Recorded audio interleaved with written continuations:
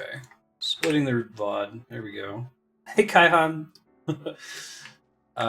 Good afternoon, good evening. Is it getting to be up to her bedtime now, Johan? I did a launch stream of Dragon Quest VIII for the 3DS, which is a really good port, by the way. If you guys have or haven't played Dragon Quest VIII before, I definitely recommend it. But I had to go down for a bit because I was having technical difficulties, and Johan's daughter Kaihan was like, "Where is he?" Like,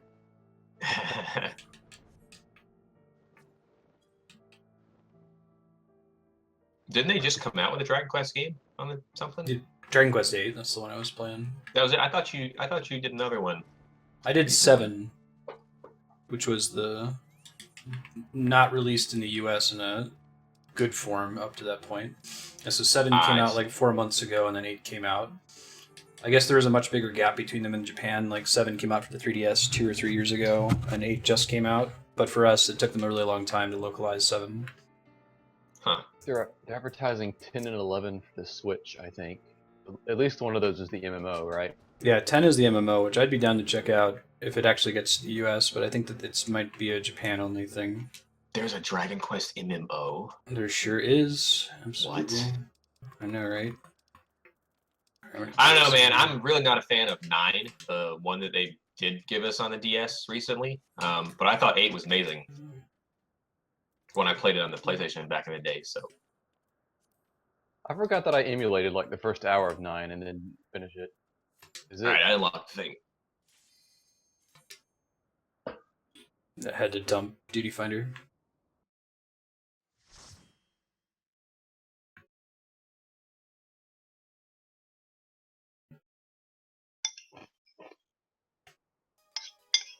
Oh man, there it is. This is 1.0 music. I'm gonna turn the music up once I can. I'm glad they're getting to reuse a lot of the Uematsu soundtrack because it's fucking awesome.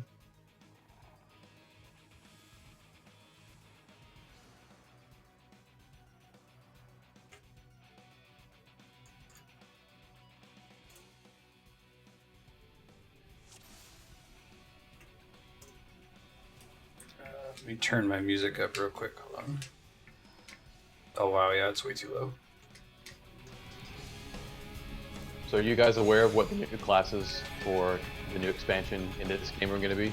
It's Red Mage. Have they announced anything else? They've found stuff in the code that kind of confirms pretty hard what the other one is. That you can tell us. That's not the kind of thing I would care about. It's gonna be all over the place, right? It seems to be a samurai. They found, like, from looking at the code, Red Mage cutscenes, RDM cutscene.jpg, and Sam cutscene.jpg. Now we're expecting samurais to be a tank, right? That's not confirmed.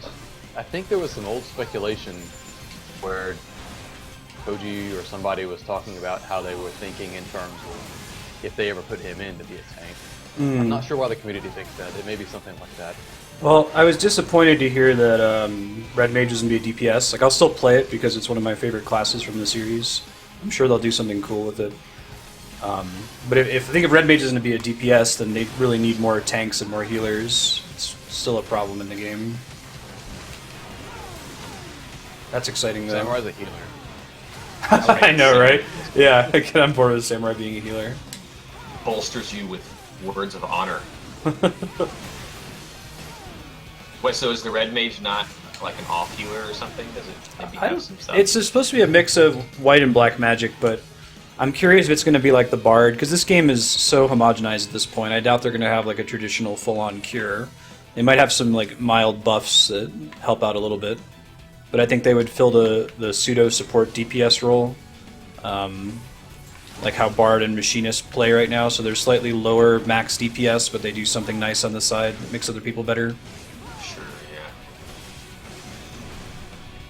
Because then they have a magic version of that, I guess. I guess all their abilities are about, like, they have a skill that pops them in, and then they use their rapier to attack in melee, and then it pops them away, and then they use, like, a crystal to do magic.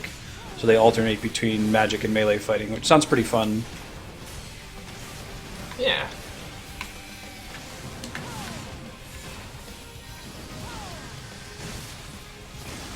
Yeah, right? balancing healing with the 3 they have. So I can assume just on that basis that they wouldn't really want to add a healer if they didn't have to. Imagine. One day we'll get that sweet calculator healing. Oh man, calculator. You have to stand at the right elevation in each boss fight. They would have to have that in there. That'd be a fun thought experiment. How do you MMOize calculator? It would be a series of skills that were all based on like the plus and minus boss mechanic. That kind of shit, you know? Managing stacks of that. I think you could do it. It'd be fun.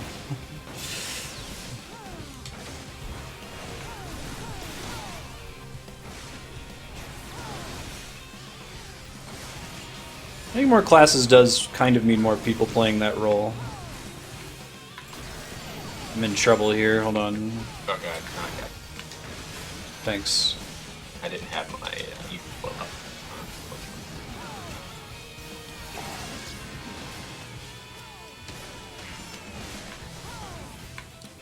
I hope they get all of the original 1.0 soundtrack back in the game. Still need Nail to Heavens, I think.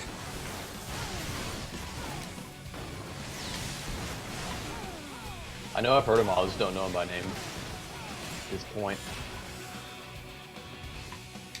Like, there's so much music in this game. If you just go down the orchestral list, it's not even what they've got.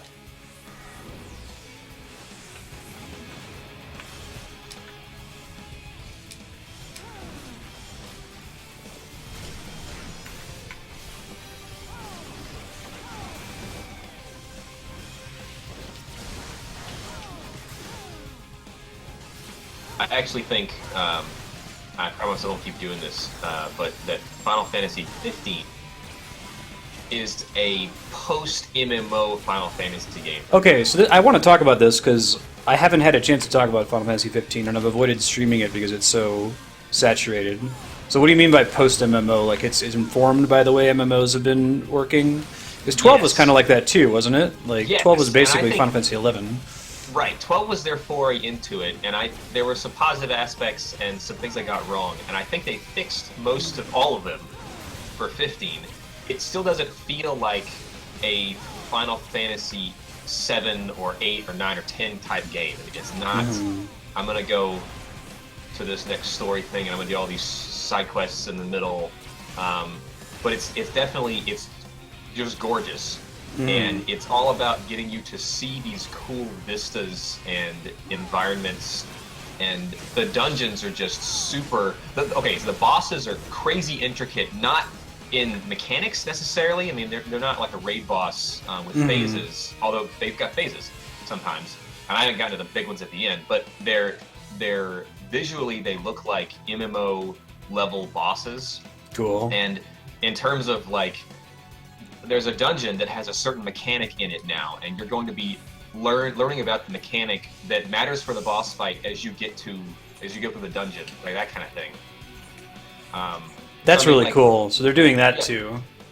Yeah, remove the aspects where you need to have lots of people. You've got 3 other NPCs on your team, but then put in MMO concepts that you can with sort of a small party, you know?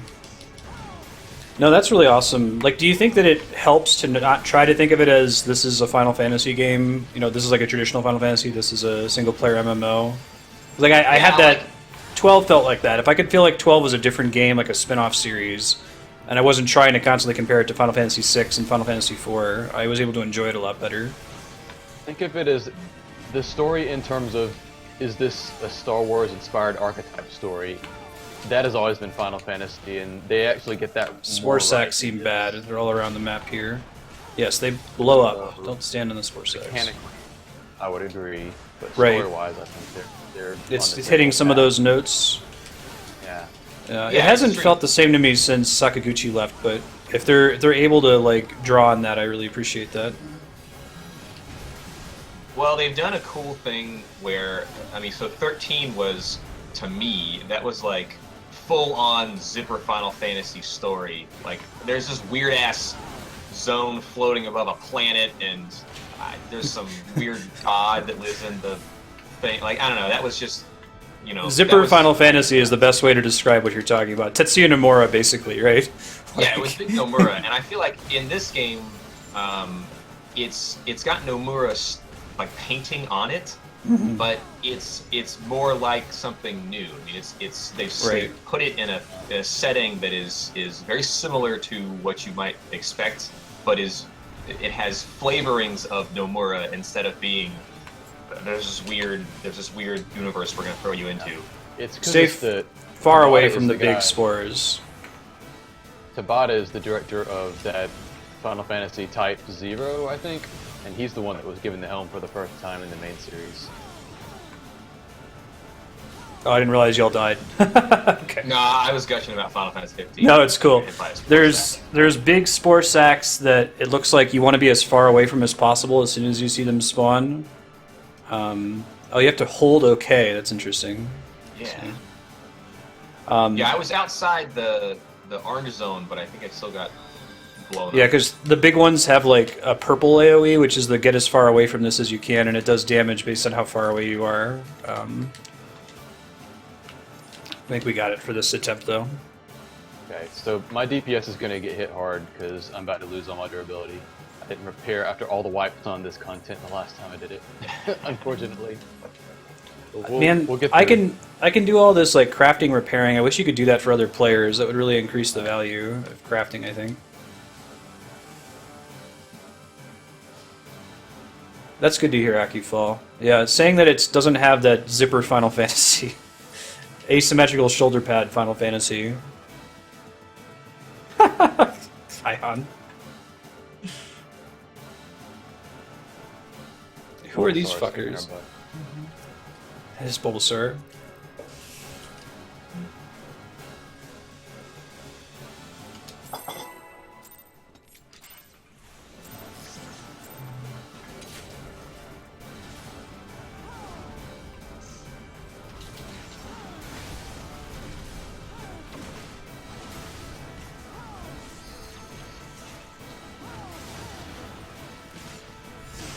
Did you ever play the Final Fantasy 15 demo?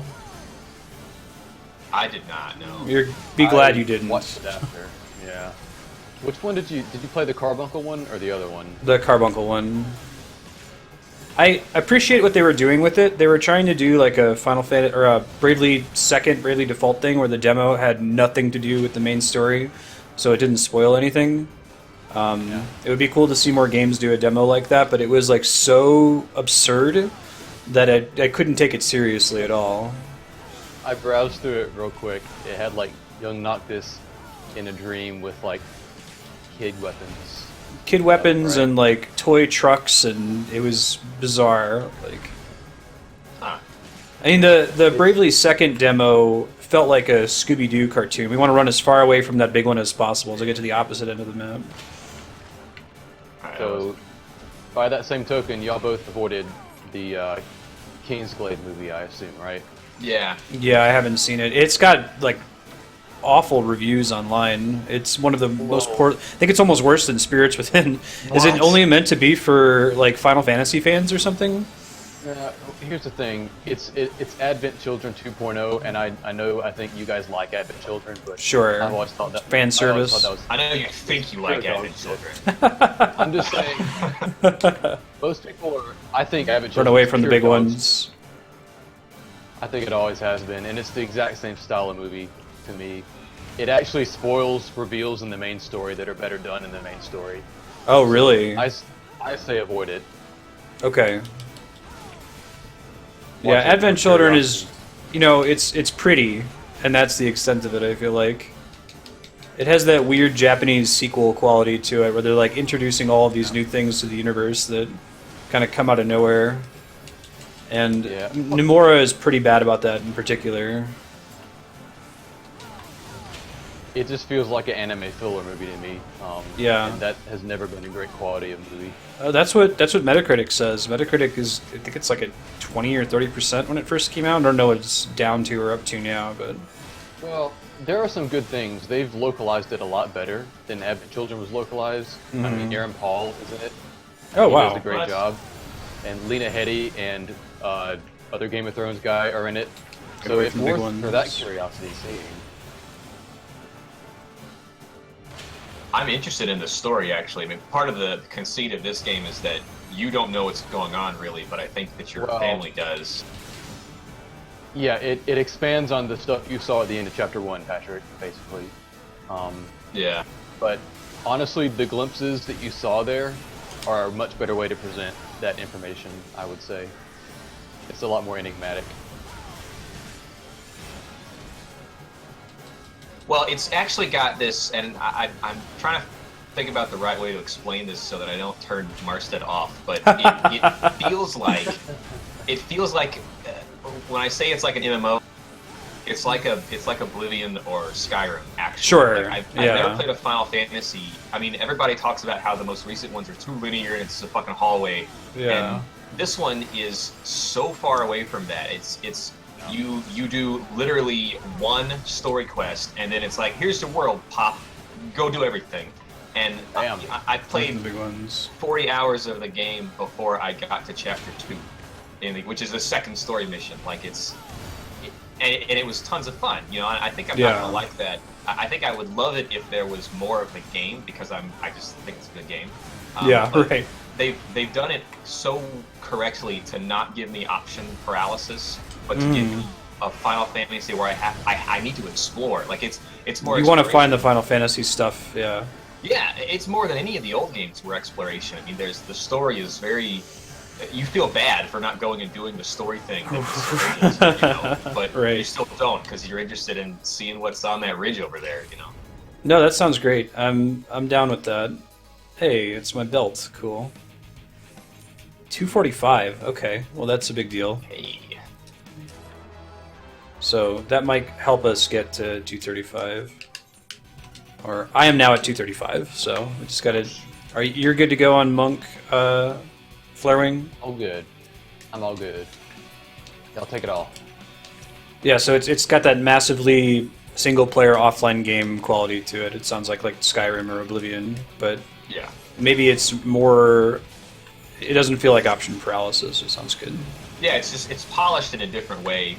I actually think in some ways, it's better than Oblivion or than Skyrim. I love Skyrim, but it's not that big. That's what it benefits. Yeah. It's not nearly as big. I think so. I was interested to hear that. Like I have been avoiding a lot of these open world games, so I was kind of wondering if I was more positive on that because I don't play a lot. But it sounds like it's working for people that play a lot of open world too. Yeah. No, I think I'll be able to, like Aki's saying, I'll be able to handle it better because I'm playing it on stream, so there's like a pressure to progress the story. And I don't feel like I have to 100% it, and then I've got option paralysis. And I'll probably still check out side quests and do stuff while I play. I'm sure that's a big part of the fun, but people were joking when I did Skyrim. Knight had it as his sub-block game for his anniversary, so it was like 4 hours of Skyrim. And they're like, I have never seen this part of the main story. Like, I've got 300 hours clocked in Skyrim, and I've never seen this part of the story. It's like... You can experience it on Switch in the fall 2017. If you hadn't played it, I wonder 5 about years. switching to Switch. I might do that. We'll see. Depending on when it shows up on Subblock again. I could probably recreate my progress. A lot of that was spent dicking around. Figuring out how to play the game. Right. Did either of you manage to pre-order a Switch? You're going to wait and see for better titles? I got my hands on one, but Yeah. I'm not sure if I'm going to hold on to the pre-order or not at this point. I'm still thinking about it. Yeah. I got one pre-ordered. I was lucky. I was in, I think, Trihex's stream, and because he's so Nintendo-centric and he hadn't pre-ordered it after it came out, his entire chat of 3,000 people were telling him where to pre-order. Nice. Oh, no, they popped online at Best Buy right now, so I was able to get one that way. Cool. Yeah, I got one on Amazon. I was staying up. I think if you're a streamer, you should probably have one. You can maybe wait a little bit if not, because like Nintendo's last several good consoles have had pretty weak launches. Like the DS, the 3DS, and the GBA all had garbage at launch, and then became some of the best gaming libraries in history. But I think I'm pretty excited about the concept of the Switch and some of the stuff they're doing with it. Hey, look at It's that. really cool. Healing ring. like HD Rumble, that caught me off guard. Yeah. What they're calling it. And I don't think people are focusing on that as much as they should be, because I feel like you can make entire games around that HD Rumble effect. And it looks like they've done that. Like, that's part of the sell with 1-2 Switch, that there's several mini games. If the HD Rumble is so good, you're not looking at the TV, you're looking at the other player. Wait, tell me about this HD Rumble. So it's this idea that, like, you have these Joy-Cons, and they're so sensitive, the haptic feedback, that you could tell the difference between putting different numbers of ice cubes into them and shaking them around, or you could tell, like, the difference between filling them with liquid, like 80% full versus 85% full. So they have some games where you're using that HD Rumble to compete with somebody without having to look at the screen. My hope is that there's not a bunch of developers like, oh, that's cute. We'll put that in as an optional thing. Like, if you could build an entire game around utilizing that, it could be really fun, I think. Yeah, for sure.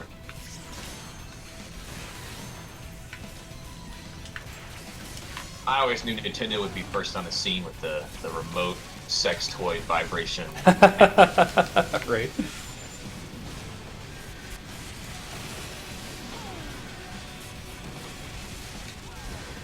Right, sir.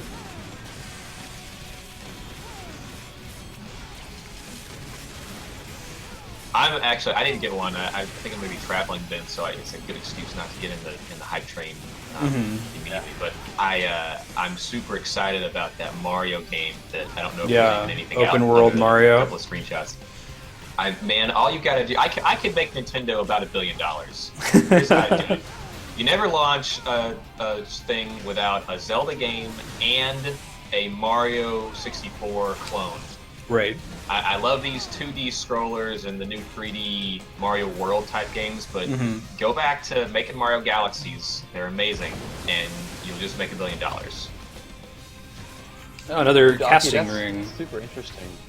That, like, they bought the mobile company, right? And that's, I think, why they're going with the online functionality the way they're doing. Yeah, They're more I'm. confident in their mobile skills than they are in their home console browser skills at this point. That's questionable to me. I'm curious how it's going to play out, but I don't know. I mean, on the one hand, it makes kind of sense. yeah. But it's also kind of a hand waving to pay us money to do this. Yeah. We're not really providing that much value for. Right. Regarding the Super Mario Odyssey, like, the thing that excites me about that being like an open world Grand Theft Auto, Sonic Adventure 2 Mario game is that there's so much tech in like the Mario 64 style 3D games that the level design doesn't really allow you to benefit from. You know, like doing crazy, wahoo long jumps and wall jumps and triple jumps and shit like that. And having this big like city and world to explore where you can possibly get places by doing crazy tech, I think is really appealing to me. Sequence breaking to the extent there is sequence breaking in the game. I think that'll be a lot of fun. I've always thought that Mario 64 was ambitious and it was groundbreaking, but I've always thought that if they could have made that game without having to have the paintings separate the world, that's what they would have preferred to do. Right, right. And it was just so successful that they quit doing. They didn't bother with it in Sunshine and in Galaxy, but connecting that thing up would be amazing. I think that's what I want. Now I think easy mode boss the DPS. Killer Long Croc range over DPS, here. right? Holy shit. I was making fun of Darkstar for having a non-melee job. Volcanic Howl. He inflicted some kind of infirmity status on me. Do we see what it did? He also has a buff right now. I didn't see the debuff. Easily increased damage. Infirmity. HP recovery via healing magic is reduced. I don't know if it's removable with leeches or not. Yeah, it's... Looks like it's not. Okay, I'm gonna see if it's something that's avoidable. I didn't get it out of melee range here. Dude, Order of Ecclesia is fucking awesome. If you've never played it before, I'm really enjoying it. Like, the art's really good, the Metroidvania gameplay is really good. It does like this thing where it alternates between like traditional Castlevania side-scrolling levels and Metroidvania stages. It has a world map, so you have to go between different buildings and castles, which actually works out really well in the game. It's really hard. It's like almost Dark Souls level hard because the main character isn't a Belmont; she's a sorceress, and the way that she works. So the Dark Souls, I'm not just saying, oh, it's a hard game, so it's like Dark Souls. Like, the comparison is that because she's a sorceress, she uses MP for everything she does. So like even her basic weapon attacks, like her sword attack, is technically a conjured sword that she's summoning, and it spends MP. But the MP bar it's basically a Dark Souls stamina bar. Like every attack uses a certain amount of stamina, and it regenerates very quickly when you're standing still or doing nothing. So it's really challenging, and I think I died to one of the boss fights, I don't know, 20 times on stream, and that almost never happens in Metroidvanias. Those games are famously easy. Yeah, if you have a DS, I think it's like $20 on Amazon if you haven't played it before. I'm about 2 hours into it, but it's really good. That would probably be up your alley, sir.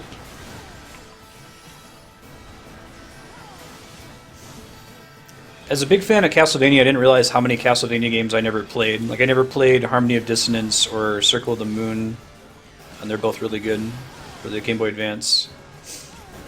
Are they generally the same team making all Castlevania, or have they switched off? I think it's moved around. I mean, it's dead now. When Andrew and I went to Japan, we saw the most recent Castlevania game, and it's a fucking pachinko machine. Ah! Not Metal Gear. Yeah. Metal Gear. We didn't find the Metal Gear one.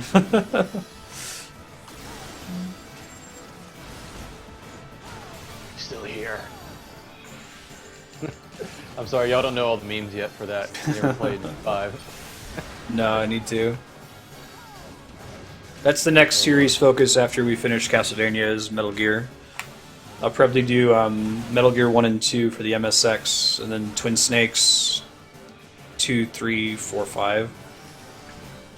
I mean, those are Metal Gear Solid 5 is an all-timer.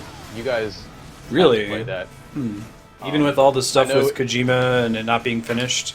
Yeah, go if you just want a 3-minute sell and don't care about some mechanic stuff that goes on, spoilers, just go watch like Video Game Donkeys, 3 or 4 or 5 minutes. Metal Gear Solid 5. I love Donkey, he's great. Look at how much fun he is having doing different shit within that game in the open world. Gotcha. I think there's one of them that has some presentation spoilers. I don't remember which one, but he's got like 5. You're not probably going to hit it. Right. I'm loving that this guy's spines light up before he does his breath attack. Yeah, isn't that... This is a really good example of great Final Fantasy XIV boss design. Like, just the amount of effort they put into the graphics and conveyance. What do we got here? So were we supposed to do something to Nice. take the infirmity stack from the tank? Or to not have the infirmity stack inflicted on the tank? You just healed through it, which was awesome. Yeah, otherwise that's a really annoying... I mean, it wasn't super stressful, I could do it, but it was... I don't think that's the way you're supposed to. It felt a little too hard. Just heal through it. Yeah, because it would go off, but it seemed like most of his attacks would put it on. So like I only had a second to really give you a good heal there. I am 235, by the way. Dungeon. Like, you're right at the level to enter this dungeon, and this is like late in the expansion cycle dungeon, so I think they have it tuned a little higher difficulty relative to most. That's just a guess, though. Hey, it's little versions of the first boss. It's fun. Did you ever watch Donkey's Dark Souls videos? Yeah, he's pretty. He's got good comedic timing with the Yeah. things, I think. His Overwatch ones are pretty funny too. Oh, it's a healer timing fight, so you're trying to get me topped off before it happens, and then healing me back up after it happens. So that was the expected mechanic. That was is the healer good fight, I guess. I know it's been in the game. I was just thinking that there was a way for the boss to not hit. Because like one time it went on me when he did his fire breath. Well, that's fun. He wasn't hitting you with that anyway. And one time, I feel like somebody got in the way of his tail swipe and they got it instead of you. I don't know if it was, which actually would be better for me. Yeah, I was wondering if it was avoidable or transferable, or if it really is just a healer push. That's fine. I can push. It's just like Stone Vigil 2.0 for melee DPS. I don't think I've seen Infirmity ever before. It must be some content we haven't done yet. Well, I've seen that. I don't know if it's infirmity exactly, but there have been debuffs that prevent me from healing effectively when they're on a person.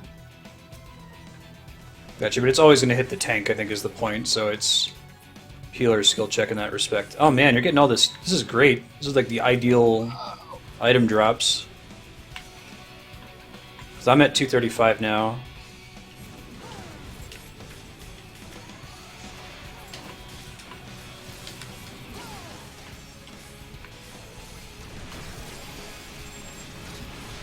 I hope nobody has Act on, but I'm sorry for my shameful display.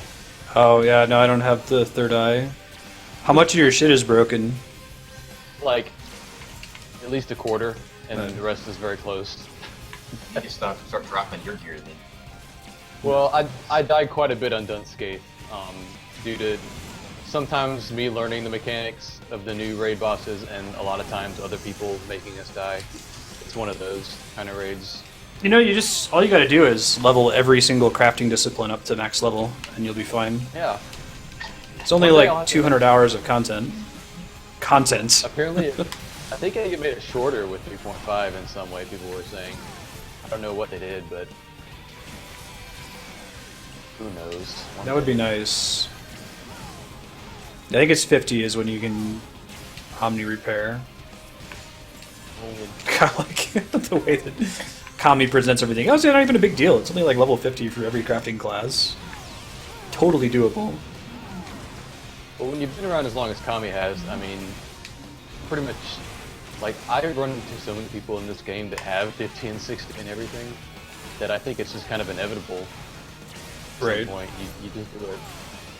He's right, though. You have so much money, that's a good thing to spend it on. To sink your gil, and you'll very quickly max out everything, especially with the way the leaf quests work. Thought about it that way. Honestly, I was hoarding gil for the next time the anima weapon came around, because I thought that would be something I'd want to spend money on, and I just don't want to spend money on that now, because I feel like it's shit to do the new relic weapon stuff. So I have extra money. These guys basically are major demo executives, aren't they?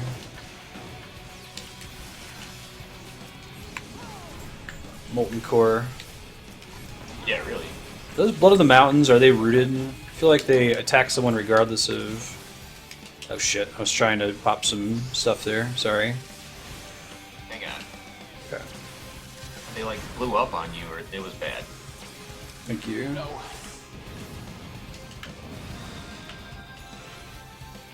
I like that you have to press hold on the confirm, because I often confuse the confirm prompt for the res prompt. And you just have to press yes on res and it happens immediately. I'm working on getting threat back, sorry. I'm okay. Yeah, crab, die.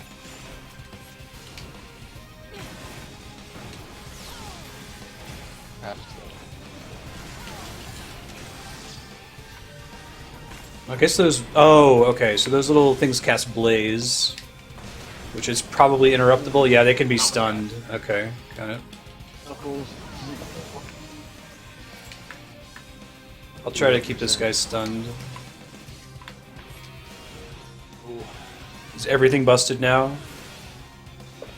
quite a bit. Let's see how we do on the final fight. Weapons at 0, that's gonna be bad. Oh well. I might have another weapon, hold on. Yeah, my 2 tins here. That'll help. Blood of the Mountain's about to explode. Now I'm even more mad at the people that helped wipe so much. Oh well. Yeah, so I guess, like, did you end up having a second weapon of any kind? I did, yeah. Okay, cool. I'm good. I got 210.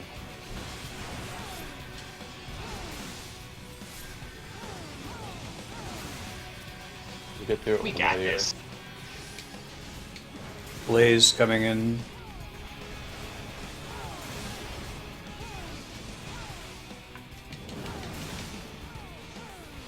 I'll try to turn on Deliverance, and maybe Paypacks could make up for some of the DPS deficit in the final fight then. Also, we've gotten like a shit ton of 245 gear in here, so if we have to rerun it to finish it, it's not the end of the world. Yeah, yeah. Just wasn't a waste of time. Even a hard DPS check.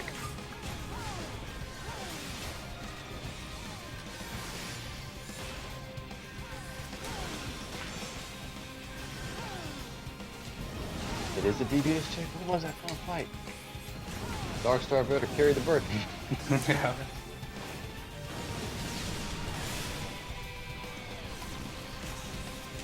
Full play incoming.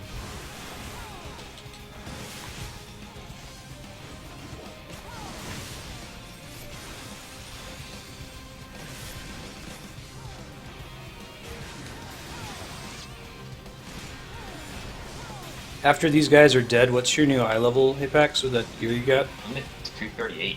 Nice! Cool. Yeah, So, let's- do you want to do the trial then, or do we want to do the new raid first? How long is the trial? It's not long. Okay.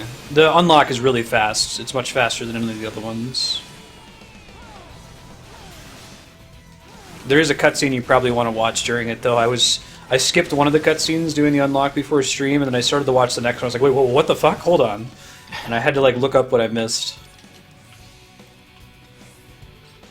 Like, they're doing like whole story arcs. They're introducing shit and then resolving it within a single cutscene now.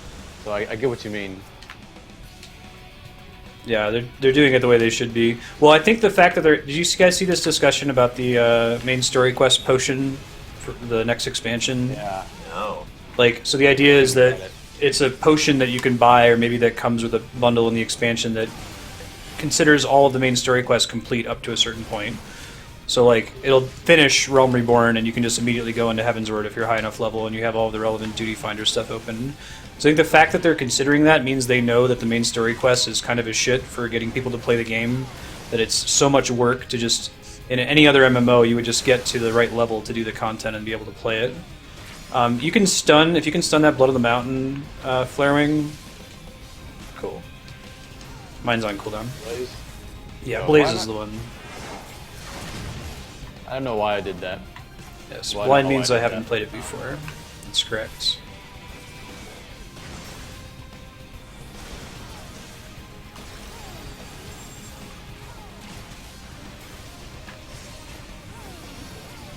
Yeah, I like how they realize we like lore, and so they use that as an incentive to do these trials now.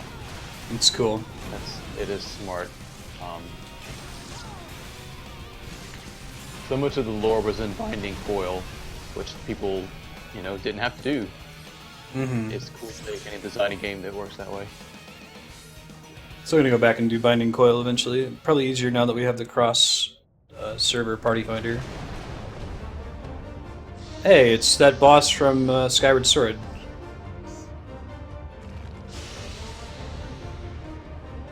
A second. Lava Scorpion. Alright.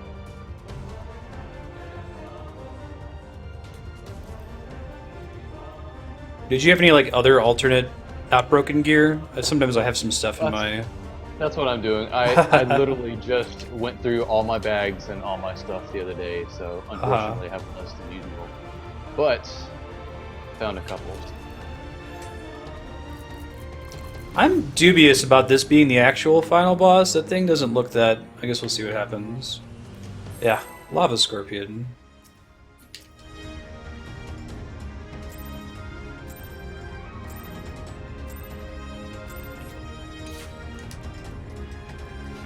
Yeah, right. This is also a huge arena for this tiny little scorpion. Yeah. Something's fishy here. Molten Silk.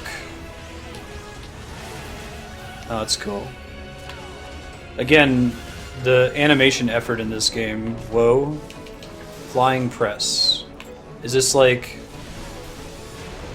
Wasn't sure if that's like a Titan mechanic. Get close to it, but not right up against it. Well, we lost a lot of arena. Interesting. Maybe it is just the Lava Scorpion then. Ow! That was a big hit. I didn't see what move was the Tank Buster there. It didn't feel good. Oh, so maybe the DPS check is he's gonna keep getting rid of the arena. Oh, I see. Yeah. That's cool.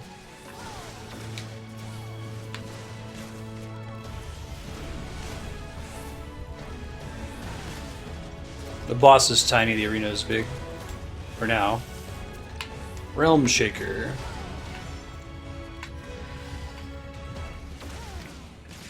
Are you okay to get your... Let me move him better, so there's not a bunch of fire orbs on either side of him. Oh god, I'm targeted. Targeted.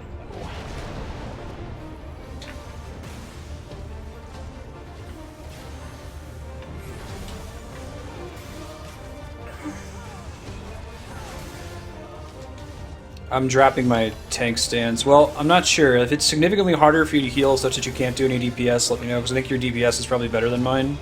Yeah, I'm just gonna kind of shield you up and then go into cleric stance more. Okay, yeah. Because all my things are dots. Really, I can just kind of throw them up. And Throw them pop up and then back. start healing again, yeah.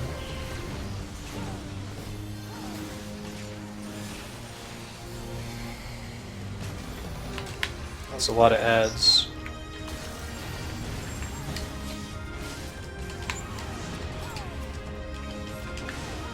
Oh shit.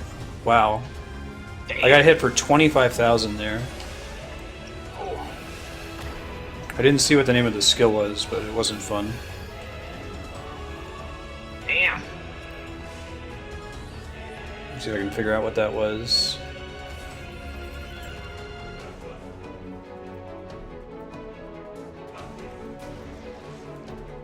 Yeah, my battle log is way too long for me to be able to see it here. What's the name, if anyone knows, the name of the,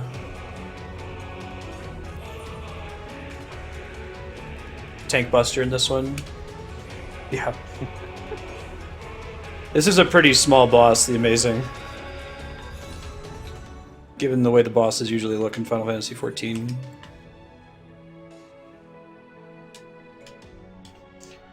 But I think I need to throw up some cooldowns before he uses it, so you're not hosed, and give you a heads up. Well, it was unfortunately right when I decided to do the let me DPS. The cleric stance, yeah. I might just have to keep you topped off.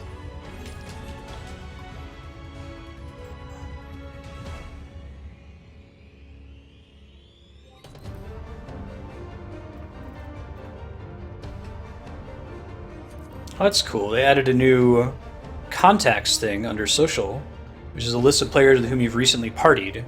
So if you duty finder with someone on the same center, you can friend them, and then you can use the cross-server party finder to play with them later. I like that. That's been a bummer. I've run into so many cool people in the duty finder that I'll never see again because they're not on Ultros. Deadly Thrust, thank you, sir. Okay, so Deadly Thrust. If I call that out, I need like a shield. Okay. Or I guess you can focus target and see it too, but I'll still try to call it if I see it.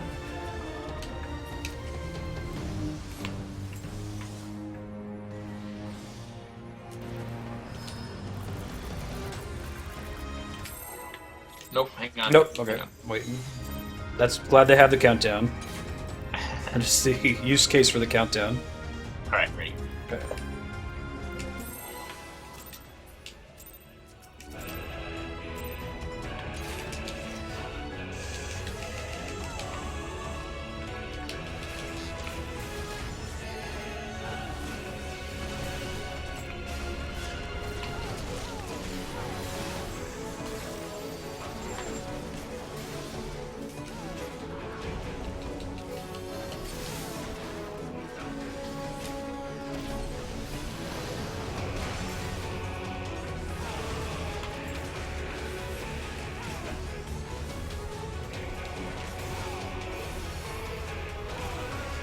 Deadly Thrust.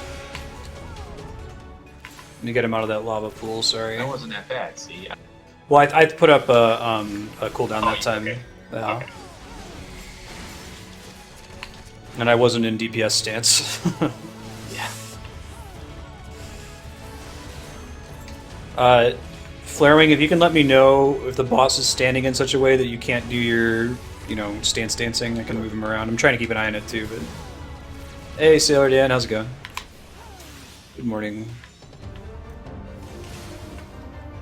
Oh, so Do these ads make lava pools when they die, or was that just a coincidence? I thought that was what it was last time. Flying press here. He's gonna go after me. Okay.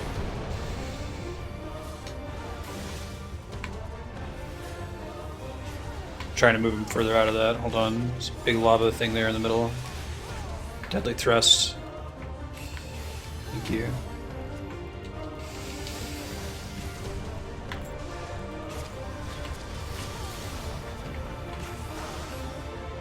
Eek.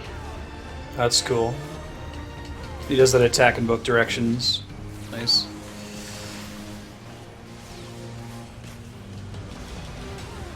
Hiss. That is ad spawns. Yeah, I like the whole him spraying lava in different patterns around him. It looks cool. Boom. Calculated.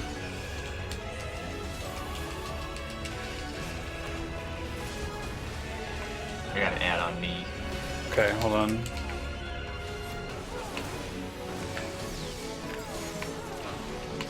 I've got a marker on me. I don't know what it means. Oh, it's the jump That's his attack. jump. Okay, gotcha. So move him away from everybody else next time. Oh god. The amount of lava. Yeah, Jesus.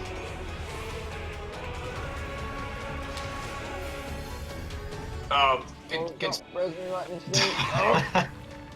Right, I put on my evade Nice. Deadly thrust. to the foot. He's jumping Got on me. flying press. I was out of that. Oh god damn it. Was I in the lava? Was I barely? Oh my god.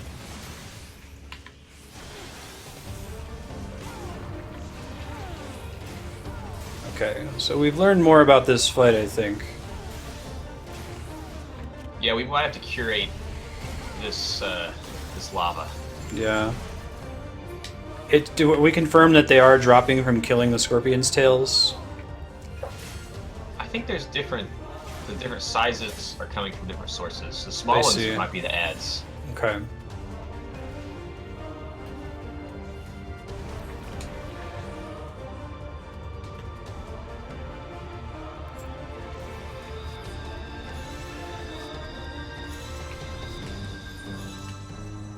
Yeah, so we won't know if we're, like, unable to win due to lack of DPS, so... This is a cool fight, though.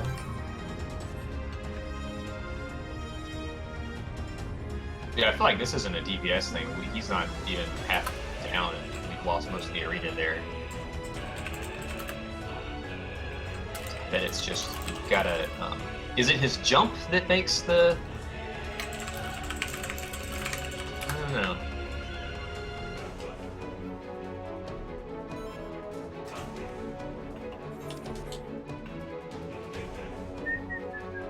Twice. Yeah.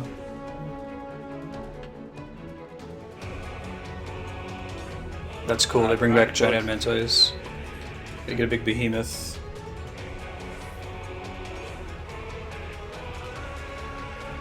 Oh, thanks, Kami.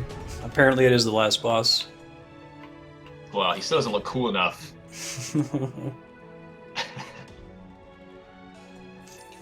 We've had bosses before that get replaced at the end, but... I didn't say he looked easy. He still doesn't look cool.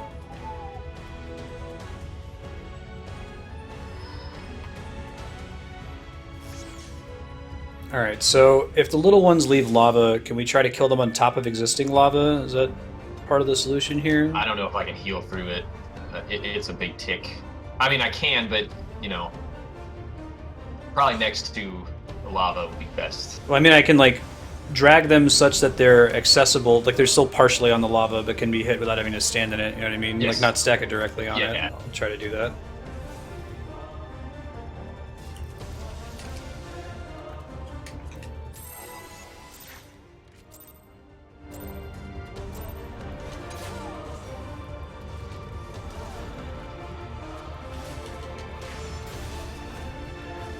Like even here, you might want to take him at the very edge of the arena. Oh yeah. Maybe not, because this first thing just kind of gets rid of the edge. I don't know. We'll see. No, I'm with you though. So like near that edge though. Yeah. Okay, I'll try it. Okay, so that was a leap, and it did not make lava underneath. Okay. Nope. Well, now it did. So 2 seconds later when it did. Okay. All right. So the leaps do make lava. Deadly thrust. Hey, thanks for the host, Justin. What have you been playing lately? Leaps make lava. Try to keep them near. We think the ads maybe make lava. It looks like they get buffed if they're standing in the lava to keep you from killing them there, I think. We try to kill both of them on top of each other, I guess. It makes sense, right?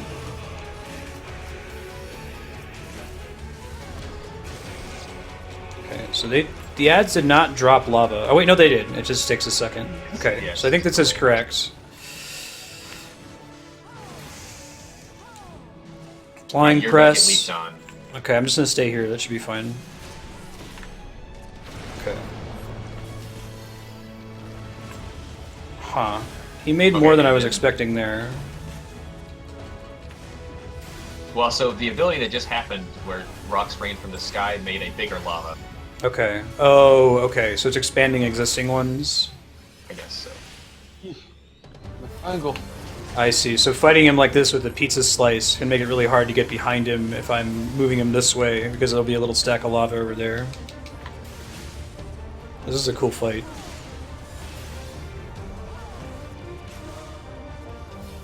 Cool. What's a onigiri like? I've never heard of it before.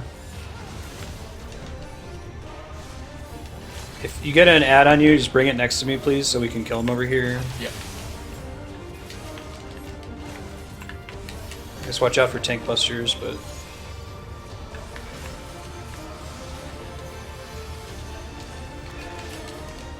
Oh god.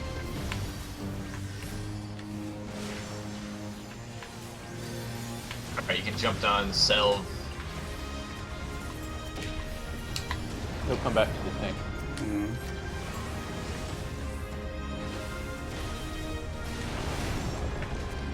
I think we still want to keep them all in this general area, right? I don't know why Darkstar went on the opposite side. Well, and then this rocks came down and really ruined all our progress. I'm not sure what causes that. I think that just happens every so often, and it makes existing lava pools bigger. It's my understanding. See, amazing. Have fun. Deadly thrust. Flying press. Okay, well, that makes sense. Ah.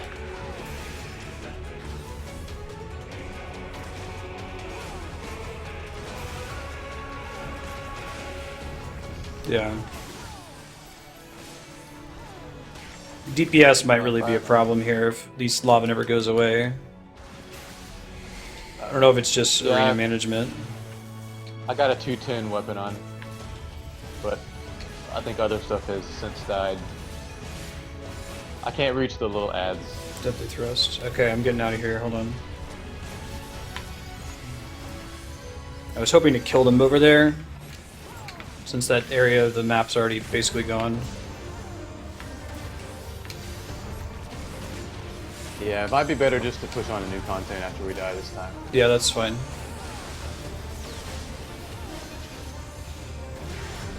Or Ganbatte anyway. But we got enough gear to move on to the next stuff, so it wasn't a waste. Apologies for not repairing. Despite all my massive amounts of gil, I can't be asked to.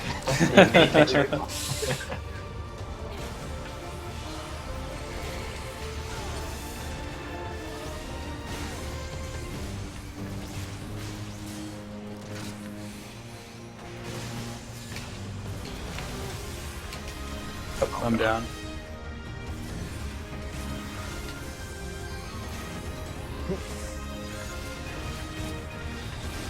Yeah, if we had a little bit more DPS maybe, but...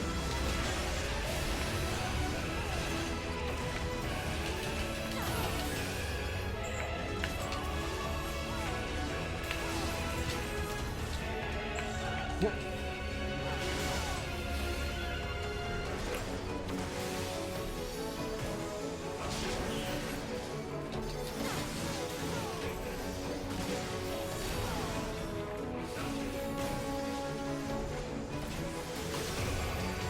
some of the lava's gone over there. Maybe I think it stops how much lava. Like eventually, there's a limit to how much lava can show up on the map. Maybe we're okay. We can just push through it now. Like the additional adds that have spawned haven't been dropping the pools, so I think it just might be that there's a finite number of pools that can appear. Oh god. I'm out of oh shit buttons. Let me get you up though. Okay, throwing up all my oh shit buttons. Up you catch up. Yeah, we're not getting any new lava pools, so I think if we can just hold them here, let me pull them further back, since I haven't seen any new ones spawn for a while. Also, the rocks fall, everyone dies attack hasn't happened in a while. Down to a quarter. I call that progress. With our handicap. Done this in a while.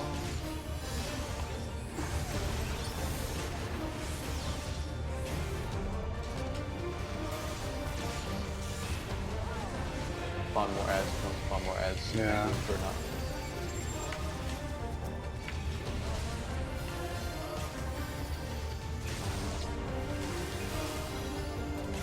About to go down, I think. We were doing so well. We still got it. We still got it. I got deadly thrusted. Maybe Shit. you don't have it. Riggedy wrecked. 15%. I'm getting killed.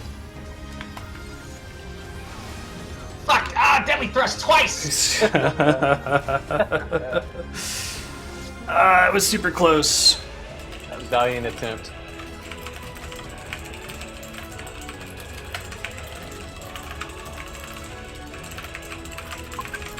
Alright, let's go wipe for it. It's more fun to wipe. Yeah.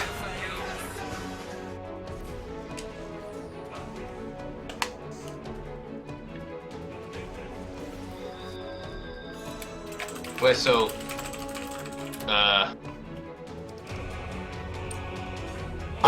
hang on. I would be happy with someone to tell us what we're doing wrong if we can just finish the dungeon. No. If that's really the reason that we're not getting it. Someone has put in high chat that maybe there's something that we're missing. And I'm cheating on the high chat because I'd rather finish it.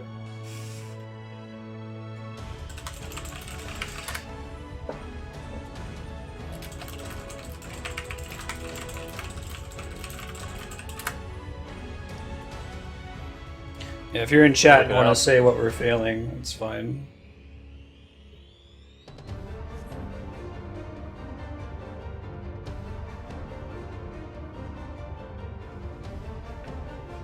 I mean, I think we would have gotten that one if we'd had a little more DPS, but maybe Yeah. we kind of stabilized at the end. What's the mechanic we're missing? Someone in Twitch chat is welcome to say this too. Red ads create lava puddles and need to be killed before they complete the cast. Black ads use a tank buster move and need to be killed before red ads. Oh, that explains why ads kill me really fast. We're deadly thrust in conjunction with damage from ads. So we would need DPS to kill those ads as part of the problem. Maybe it's still yeah. I might have been able to get through 15%, but I've broken more stuff since then. Okay, yeah, that's fine. Alright. We'll do it later. We got gear from this. We'll come back in and potentially get more gear from it, so... Yeah, for sure. Yeah, our Flarewing's gear is all busted. Lonely Sully. That's okay, though. It was a cool fight. We'll do it again, for sure. I doubt there's anything crazy exciting afterwards. Maybe we could do something like that off stream at some point. Yeah. Have fun at D&D, Serp. Alright, so the if we do the trial, it's you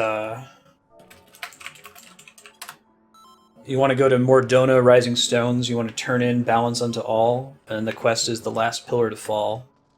And it'll take you to Azazla and we can start it.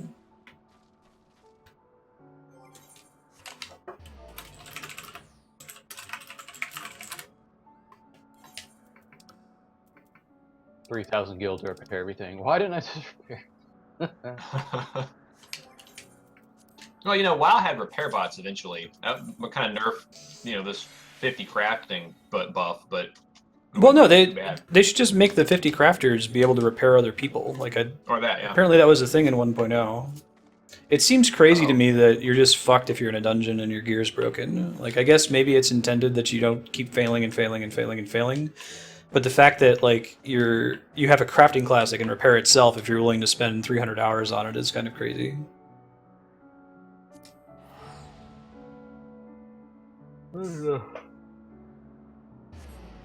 Sorry, what is the Mordona? Where are we going in Mordona? Mordona, inside Rising Stones. Talk to the NPC in the solar. You want to turn in balance unto all, which you probably didn't turn in. It's really quick, and then take the quest, the last pillar to fall, and follow the events from there.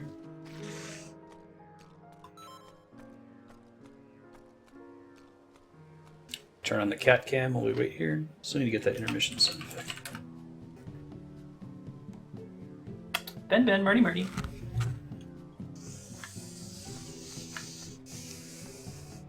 Curious, I haven't looked at the market board since the patch to see if there's any, like... But there's 250 to buy for everything, including weapon. So there's plenty of good stuff. I wonder if the 250 stuff's gotten cheaper, because it's easier to find. Doesn't look like it. I think that's the same as the last patch, the 250 to buy. Let's see though.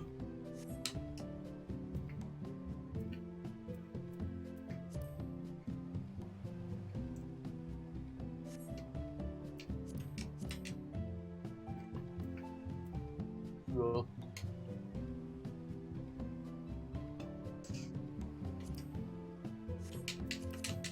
Yeah, it's all comparably priced. That's fair enough.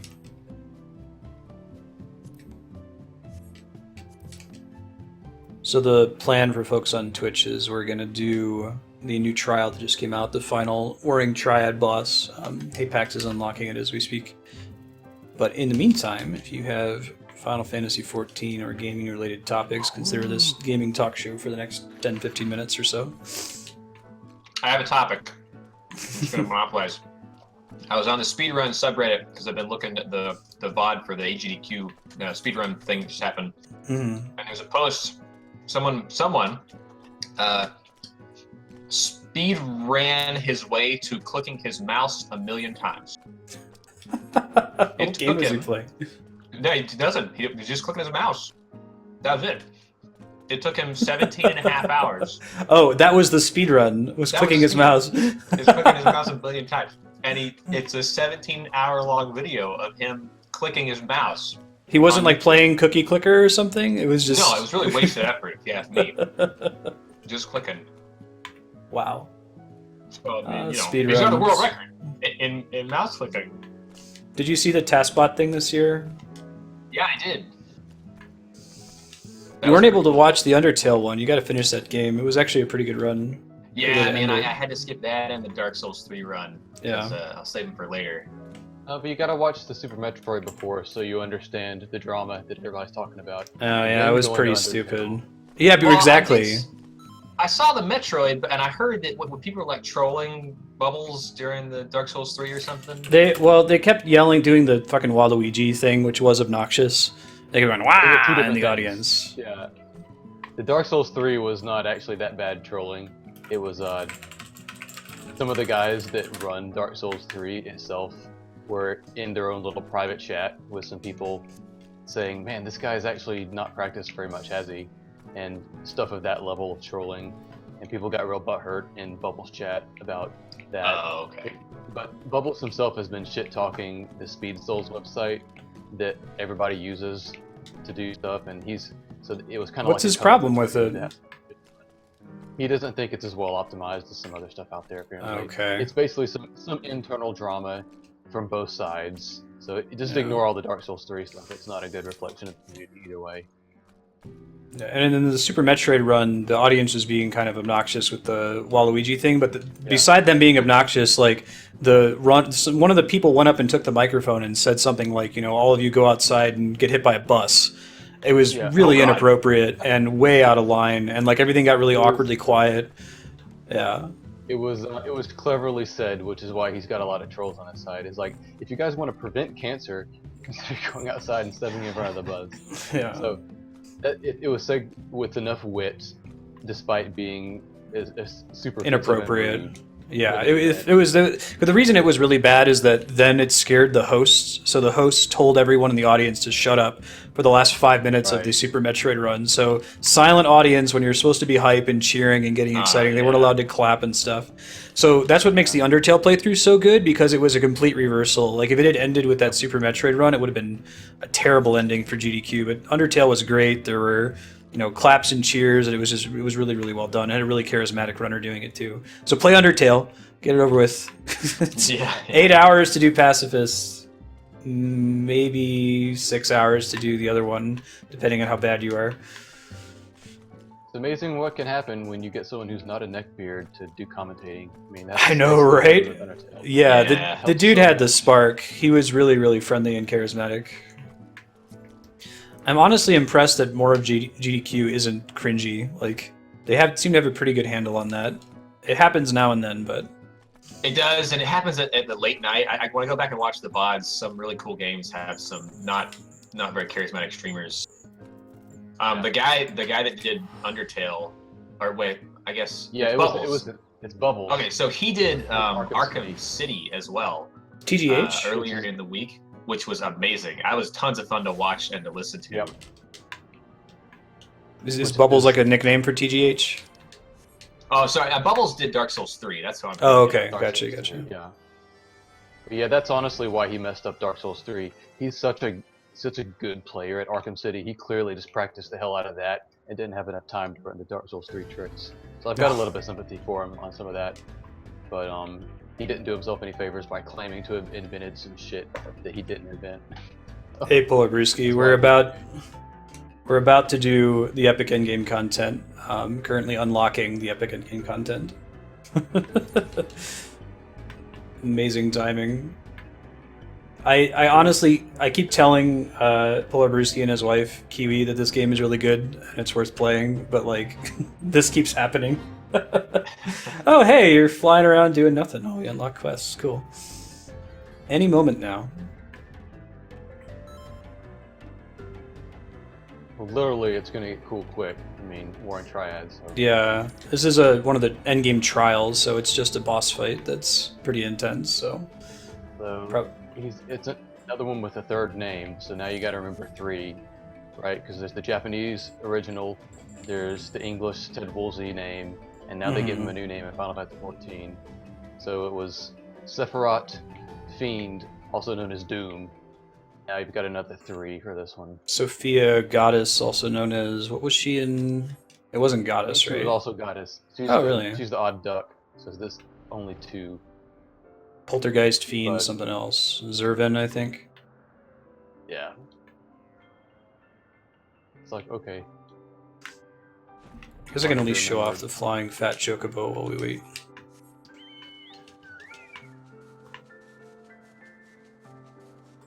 I think it should be about 5-10 minutes if I remember from the cutscenes for this. It's a fairly short turn-in. Yeah, I'm in the middle of a cutscene now. Cool. Are you in the one that's like outside as a slaw? Yes, yeah. Okay. Yeah, that's the one where I booted it up and it's like, oh, Regula Van Hydras, who I thought was going to be Kefka, is on our side. What did I miss? I had to go back and watch. Well, and it gives you, like, you get to respond if you want to work with him or not. I assume the story would push you. Yeah, I think it's a but thou must choice, right? He wants the cake so bad.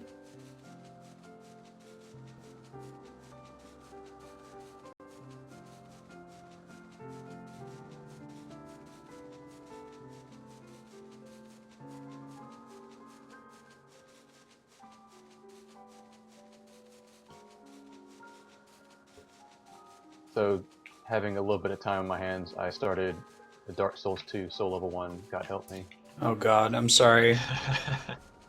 You know, I would be tempted... Game, but, I would be tempted to do Dark Souls 2 Soul Level, whatever amount of adaptability is necessary to give you a reasonable number of iframes on your dodge. That's what I was not aware of. There are some items and some armor and some rings and some weapons that you can stack a little bit of adaptability to cut a lot of the bullshit out. Mm-hmm. You just got to get to those items. It still doesn't help when there's a wonky hitbox or something, but it helps a lot of it, honestly. So it's worth doing. It's just soul crushing whenever you have to run through something like Iron Keep and clear out everything so you can have a try at the Smelter Demon. Oh man, Marcy, Like, you did need to go you- back and watch this cutscene. It's pretty cool.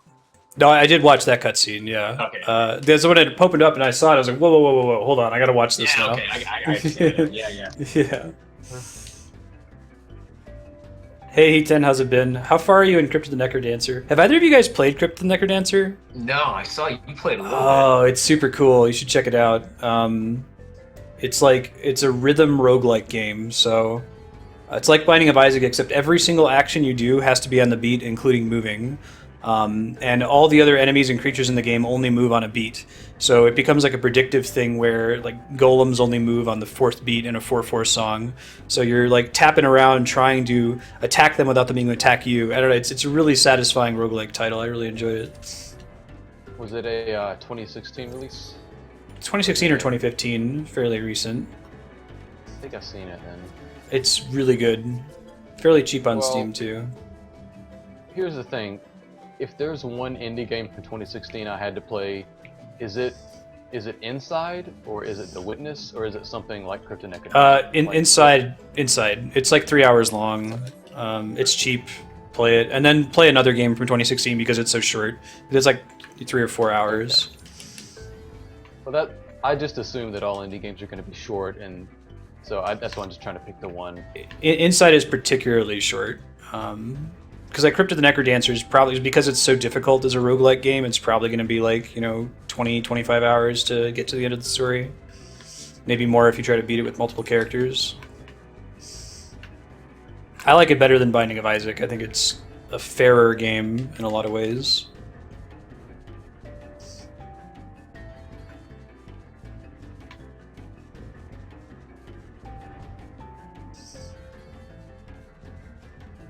Alright. Ready to queue up whenever y'all are. I think I'm outside on a cutscene now. It must be almost over. Okay, cool. Stardew Valley is really good too. I can queue up now. Is it approachable for someone who never did, what is it, Animal Crossing or Harvest Moon or Oh one shit. of those that Hold on, cancel this. Just hit no.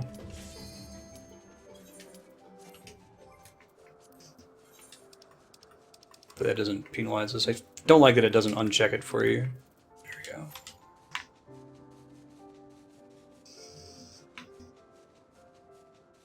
Yes, I think it's enjoyable if you haven't. I played both of those and I liked it, but I think it opens it up enough to you. It's not really a beatable game in that sense. Kind of just playing it for fun.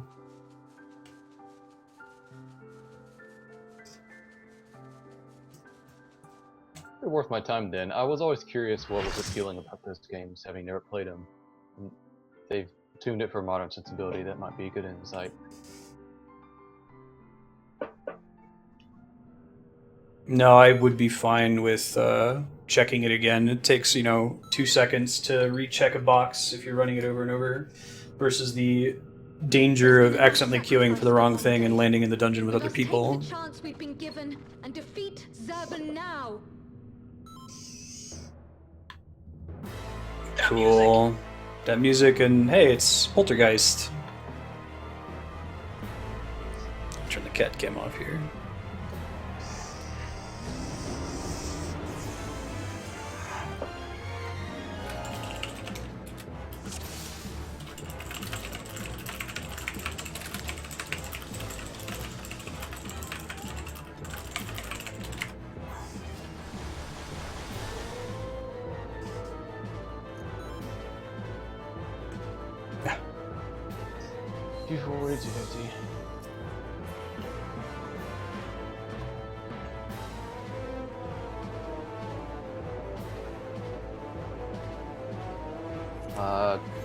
There's some unvoiced audio in the English version. What else?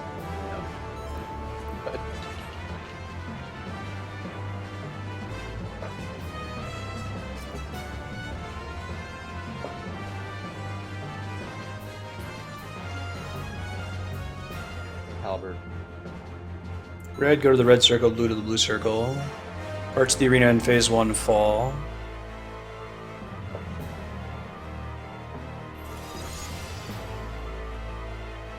I wiped our whole party by getting the colors wrong. We were trying to figure this out the other day. Oh god. I took one hit. Oh, guys, I think you should go to opposite colors. Each circle has to have at least one. Gotcha. Next mechanic, everybody dies. 25,000k. If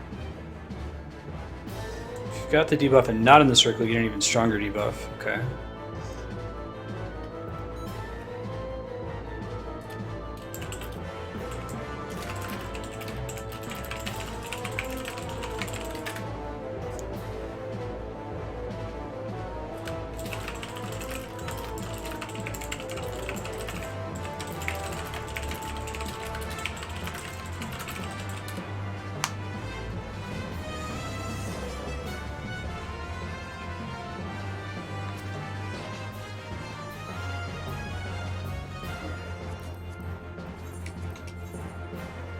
Cool.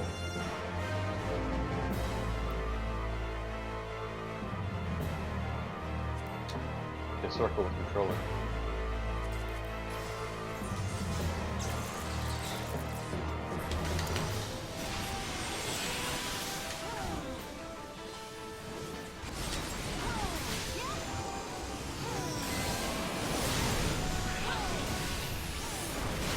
Cool. Flare Star. Nice. Classic ability. I am come to mete out justice.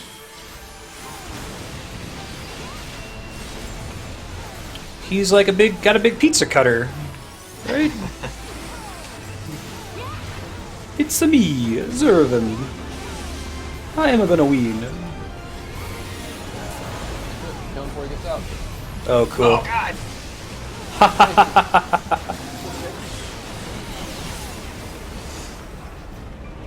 That was pretty cool. Also, a quick transition, right, for the previous fights. Good and evil, the war eternal.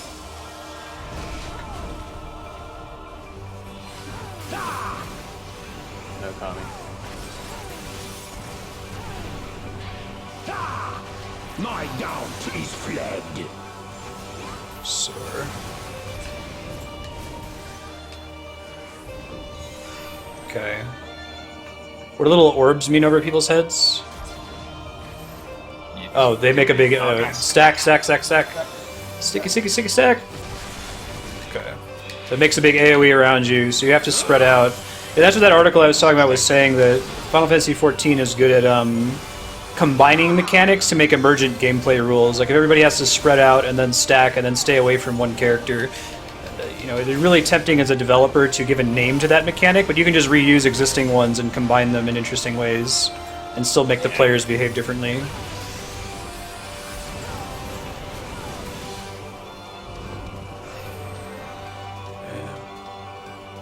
And then stack right after this if the pattern holds.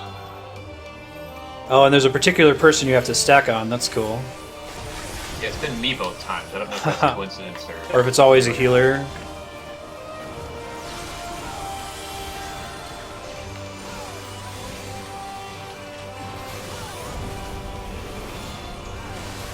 Sorrow's Chill. Okay. So he puts a little ice circle in the center, which you don't want to stand in, presumably.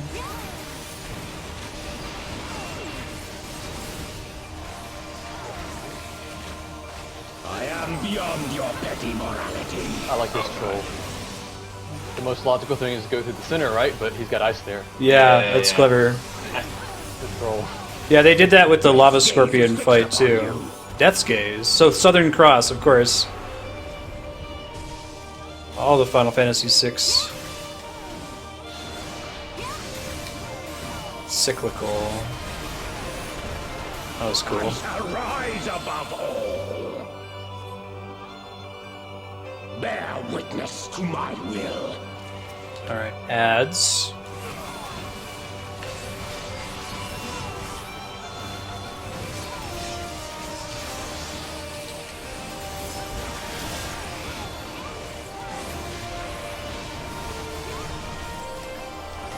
I'm guessing this is like a more difficult off-tanking phase in the extreme version. I haven't got a chance to watch it yet. Forward to.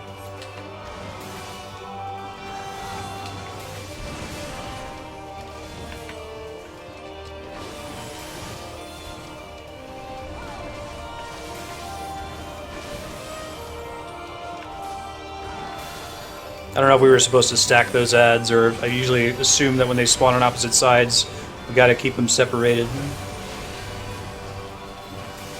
Always limit bars building in the top left? That's cool, during the ads here.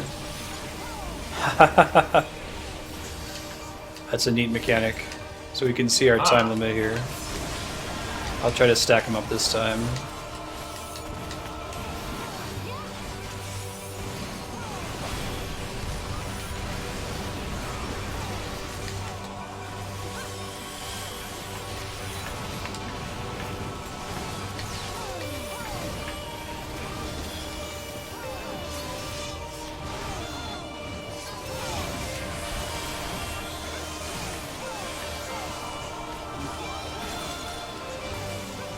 $67.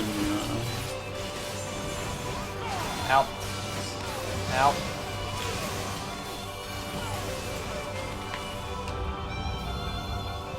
Righteous did it. Rain. Yay! Okay. Bow to my I think I was supposed to be standing in the little shield. No, I was just Well, this is a really cool way to do his ultimate, right? Sometimes it just happens, but doing it as a cutscene is pretty cool. Down for the count.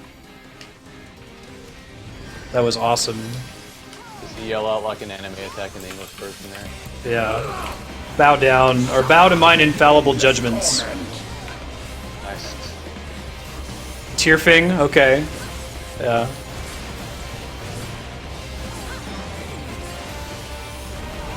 Good debuff. Look for your circle. Debuffs are on. Okay, so I've got red. Apex has blue. so one person at least in each thing.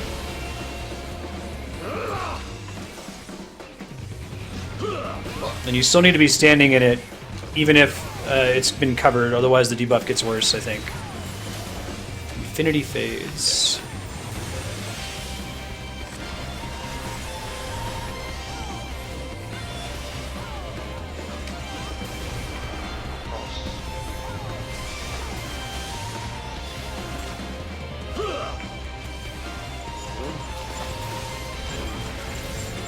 Wave Cannon. Yeah, this is great. Gotcha. Roger, roger. Song's pretty sweet too. I really love this game's soundtrack still. Oh, Jesus.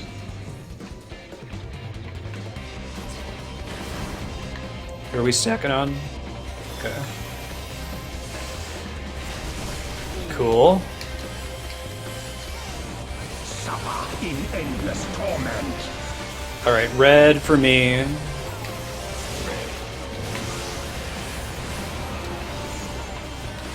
Southern Cross.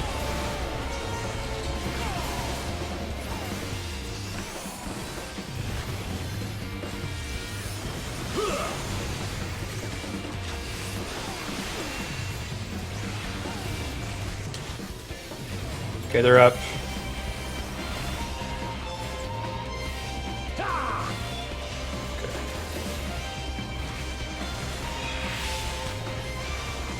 Cool. Oh, god damn it. Another troll. Well, I tried to avoid the center that time, but there was an ice. Oh, should have got straight there.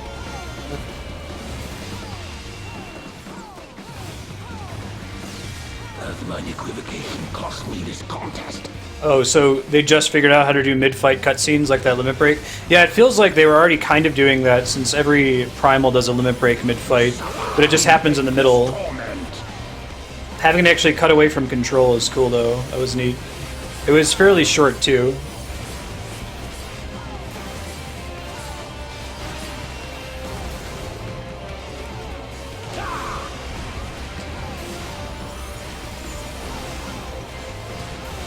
Okay, I'm blue now.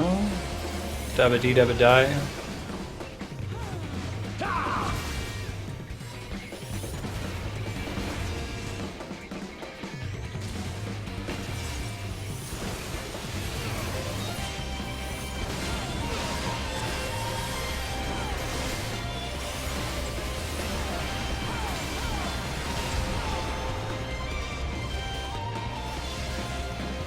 Nope.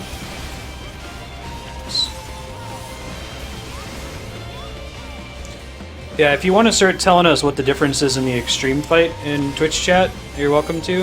I'm kind of interested. It's neat that they made the easy version much easier, because I feel like Sephiroth was actually pretty hard. There's a lot of ways you could really fuck that one up. Maybe they just learned a lesson and decided not to do that for normal anymore, you know? Wow, yeah, like optimizing that thing where we all have to spread out and then also stay away from the people with the orbs. I imagine that's pretty fun and extreme. Suffer in endless torment. You have to make like a really nice pattern on the screen where all the orbs are in the corners of the divided areas. If such is my fate. Got him. Nice, GG.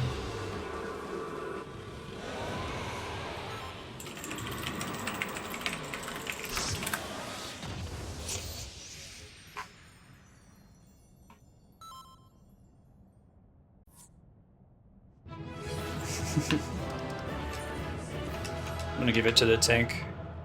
Oh yeah, we can't come in Darkstar anymore. Nope. Ah. 8 circles and people get tethered together, so you can't move too far from the tether. 1 person per circle. That's interesting. All right, you guys want to call it there? Or do you want to do another hour of something? I can keep on. It's up to Yeah, you you got guys. one more thing. Okay. Well, we could do Alexander, which is like 4 wings, right? Is that right, Flaring? Yeah, it's the same size as normal. We could try to do Somal again.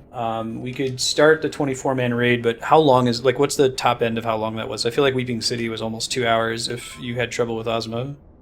Yeah, hour and a half if you're having trouble. Okay, so I guess Alexander then? Yeah, we can get started on it. Sure. That at least, since that's 4 separate fights, and none of them are much longer than 30 minutes, we can bail out if we're coming up on time at any point.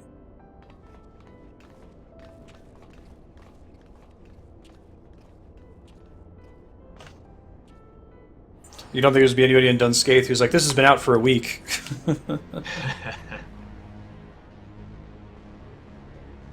It's so much fun with Assault though. Like I literally cleared it with like a minute left. Alexander is go to Idleshire, take the crystal to the eastern exit, fly south to the NPC with the blue quest, accept it. There's nothing interesting in the conversation there. Just talk to her, jump to where she is next, and then you'll unlock it after you talk to like 2 more NPCs.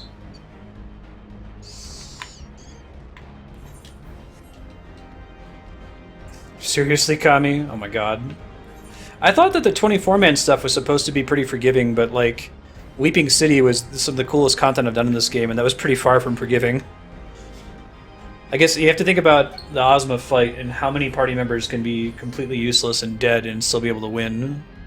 Like out of 24, it was maybe 5 could be bad. And if you had any bad healers, you were fucked, and if you had any bad tanks, you were fucked. Crystal Tower was overall a bit easier, I think. Maybe they've just changed their approach to it. These. That they're not like really casual anymore, which works for me. I thought it was a lot of fun to push through those. I think it's low-end mid-tier. I think the extra trials are usually more close to the mid-tier content most people are at. But it's kind of hard. I mean, it's hard to assess a 24-man versus an 8-man in the first place.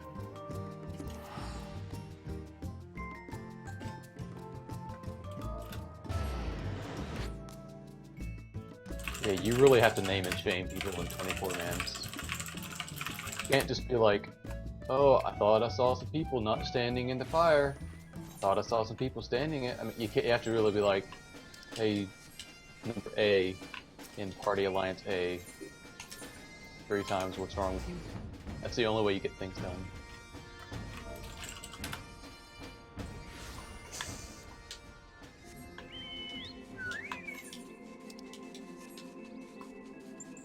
Kitties. We'll just keep cat cam on in between the endgame content. But I mean, you're out DPSing in Shield Oath because paladins are just that good. Necessarily expect everybody to be as good as a paladin at DPS.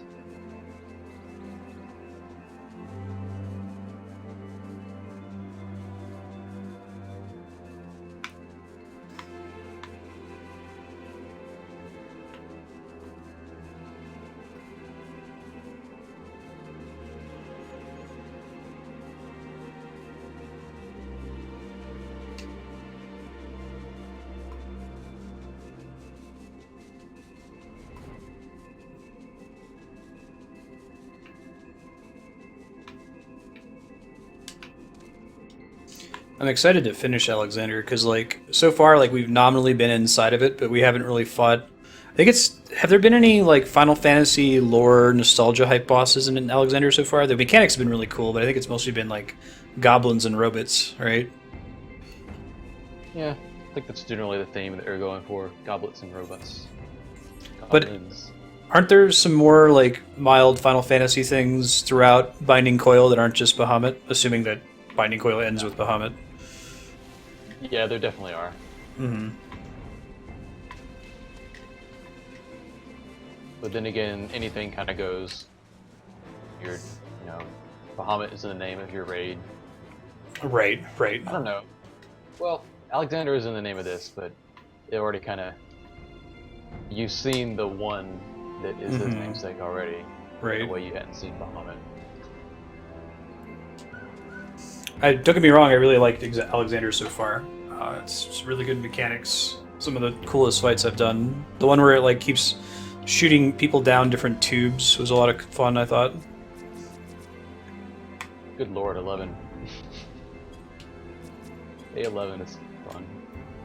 Hey, thanks for the host, people. How you been? Just let me know when you're ready to queue.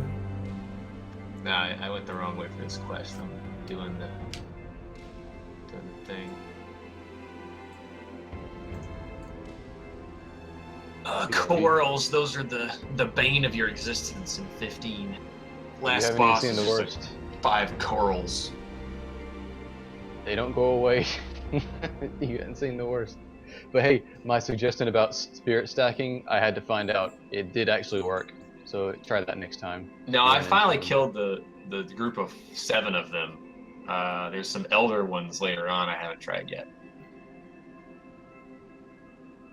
I definitely had to come back to that elder hunt after I was 20 levels above or something stupid.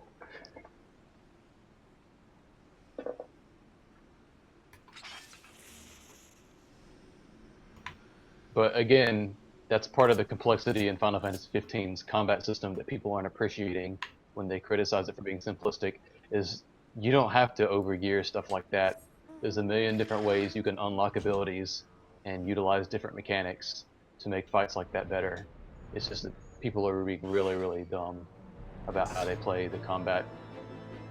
I've been noticing a lot of like meme negativity towards new games, if that makes sense. Like Last Guardian suffered from this pretty bad, where this meme got out that the controls were bad and the camera was bad, and people like really overblow how bad it actually is, especially in the context of a game like Shadow of the Colossus, that it's the spiritual successor to.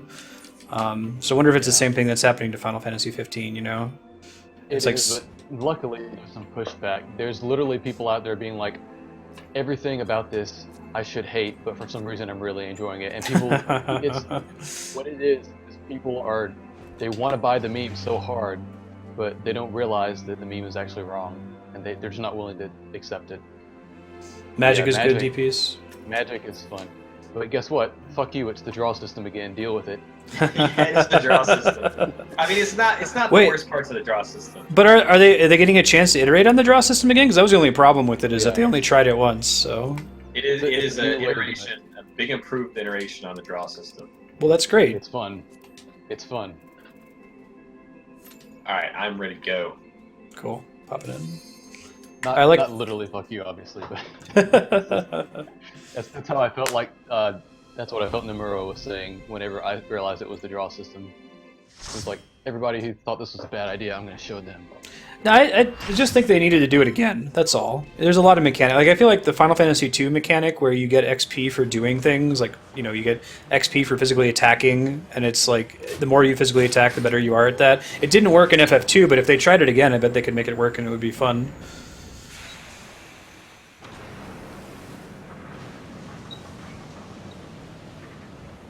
Okay. Cat cam's going off since we're actually doing content now.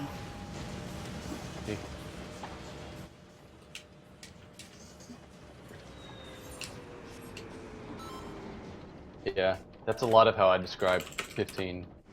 It's kind of like Bloodborne in the sense where they simplified things, but it's for a deeper mechanic purpose that they simplified things, you know? That's not at all a useful way to describe it to anyone who hadn't played the game, but...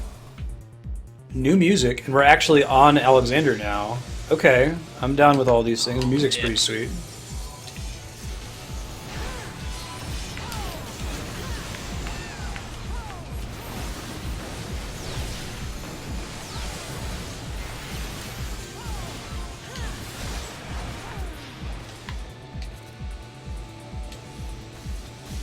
Cool.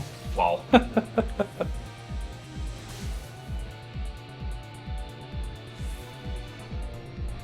Is that an actual shape that has been appropriated by the gas station? Don't stand in the loading Yes. sections. Yeah, Use that chevrons whenever. up carrot is a chevron, but most people know it from the gas station. RJOE, stand behind. When the boulders drop, get behind them. Okay. And this guy is just the DPS check to make sure that you're ready to go through the rest of Alexander. It's more important than Savage, right?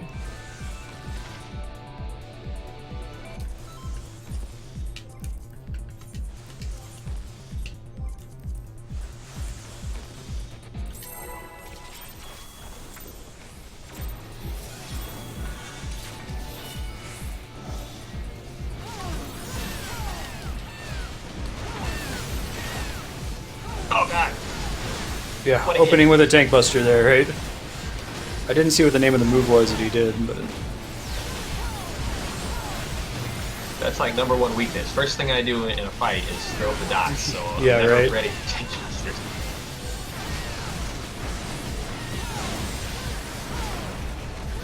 Main tank tanks the boss and hides behind a rock now and then. Okay. What does the off tank do? I'm just curious to know. Oh, that's why I'm taking so much damage. Gotcha. So we like split the damage of the tank buster. Gotcha. So if you're watching and you haven't played Final Fantasy XIV, but you played like World of Warcraft before, they've taken to starting all of these raid wings with this Faust boss, which is just like a target dummy, basically. It's the equivalent of Patchwork from Nexramas. Just a DPS check to make sure that you're able to handle the rest of the dungeon. If you can't beat him, you probably shouldn't be able to keep going. We are doing this on normal, where it would pretty much be impossible for us to fail that, but I'm guessing that's a lot more important in something like Extreme, or Savage, I should say. This guy looks cool.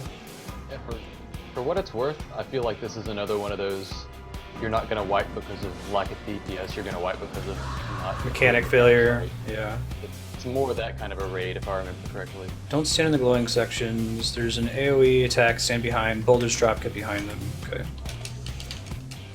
Good music again. Fucking Koji Fox. Ingress. Just call it an entrance, man. It's the fucking door. It's okay. This is his chance to have fun with it, so...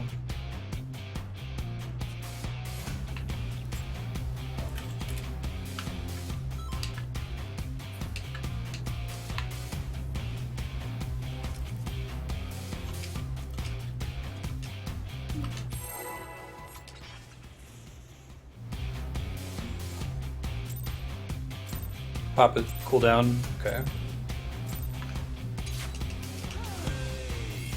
I love that the lyrics start when you attack. That's really cool.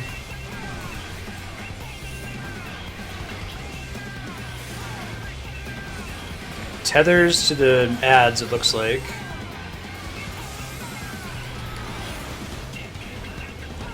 Oh, cool. Wow, this is a cool fight. He's a big guy.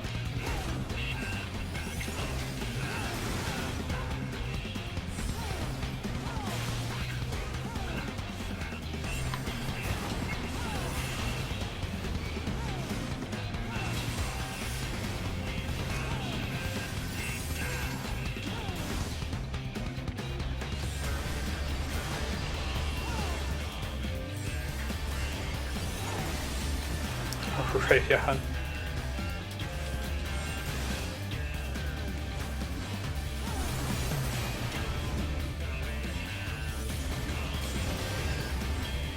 So you guys are pulling ads into the chevron area and killing them there, is that right?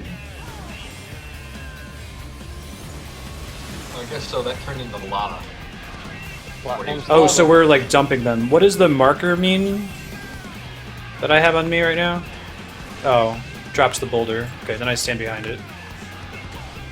Gotcha. Session is all platforms and lava. Okay, so you're moving the ads over the lava grate, and then we're showing us with the chevrons where the grate's going to drop out. The ads have to die there so that their corpses fall into the lava so they don't get respawned, if I'm understanding correctly. Yeah. It's cool lava.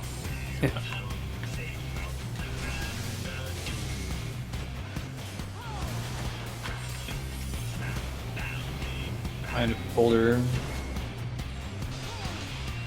Got it. Right, and then they're getting out of the area with the chevrons as it's about to drop out. And then he's going to use the... It's cool because the fight opened with him resurrecting those things, so we knew what it was immediately. I guess we wouldn't know about dropping into the lava.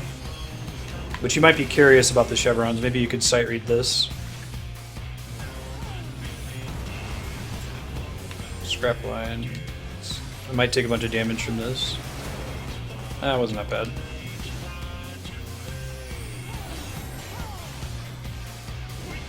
Oh, let's move away.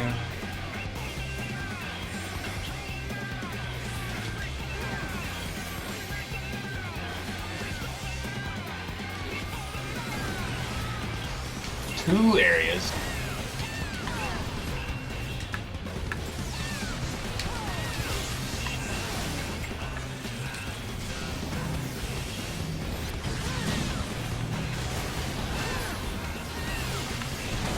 Gotcha. Should I be facing away from everybody? Does it matter? Should I go to like the opposite side right now?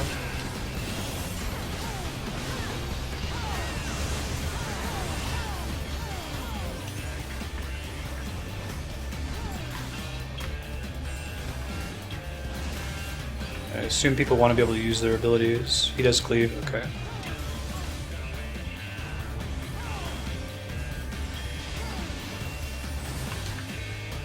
So I kind of want to have him opposite, or I don't want his back to be facing one of the grates that's going to drop out. I think I get it.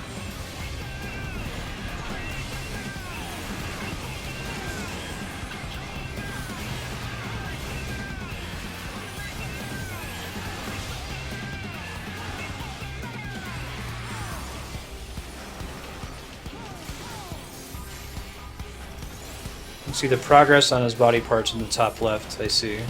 Right arm reassembly, left arm reassembly. So he opened with rebuilding his right arm, which was unavoidable, to teach us the mechanic. We can try to stop him from reassembling his left arm and his hull, I guess. That's cool. Do they do hard mode fights where like you have to intentionally fail a mechanic to make it harder? I really like that in WoW raids. What does the power generator do? I've never seen that before. Those have been popping down. I don't know if they have done anything. Okay. Maybe someone's in charge of that. You don't realize who it is.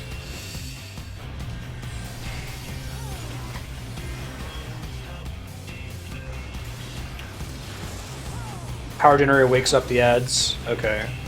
Which we want to do before he tries to pull them into his body.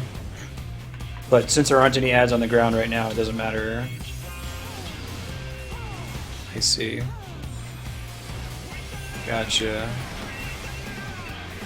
Oh, that's sort of cool mechanic. Okay, so I don't want to be on this side.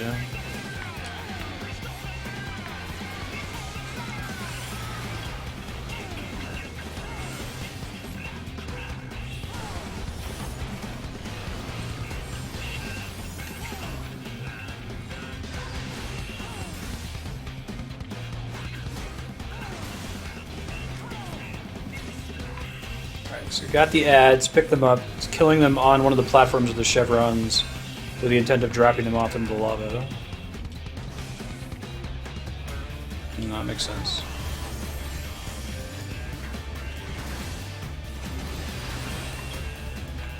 Well, I can still see what they're doing from here, so that's what matters. I'd like to show the most interesting part of the fight on stream, but I can see enough from here. Even if it's more difficult. Like if the off-tank, like that one fight we had where the off-tank got knocked out into the little pipes and had to help kill ads, that was pretty good to do on the stream, I think. Okay, so I can't really face him back the same way this time, can I? I can try to stand this way, probably the best I can do.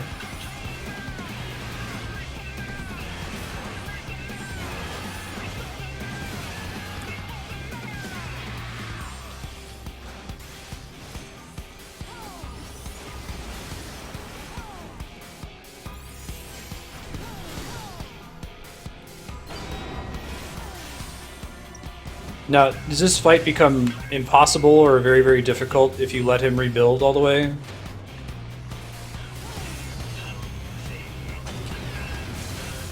Pretty much mandatory that you never let him pull in the ads. Give him new abilities or something? Insta-wipe if you let him build it. Interesting. Wow.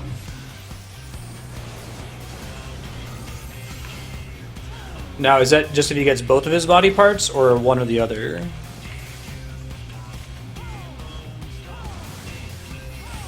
Well, he's got a main hull that happens after 2 arms. Okay, so maybe he gets extra attacks if he gets 2 arms, and if the body finishes building, that's when you're I bet that's it. wiped. Yeah.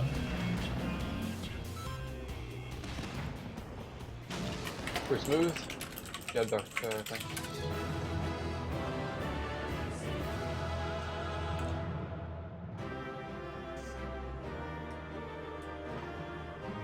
I could probably do 1 or 2 more.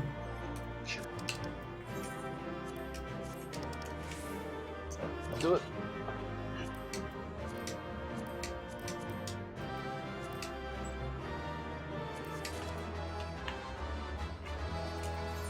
Bolt do.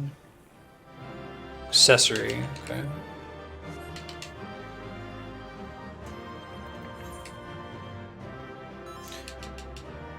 There's no loot lockout No anymore. lockout.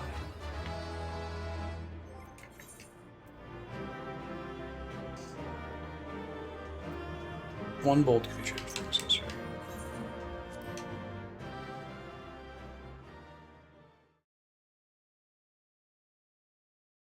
Okay, so maybe we can get to 11 then, and save 12, the 24-man raid, and we'll have to grind up to get Baelsar's Wall.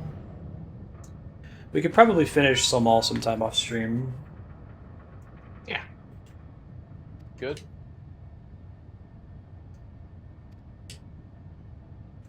Working my butt next to the vendor now. I saw a pretty funny comic that was talking about how, like, they give you this link shell in this game. It's basically like a cell phone, and they're like, they call you on the cell phone to say, "Hey, you have to come to the Waking Sands." I didn't really appreciate that was happening in the storyline until Polar Brewski and Kiwi were playing through it. Yeah. Just gave me a cell phone. Oh my god. Yeah, the lack of DPS was rough.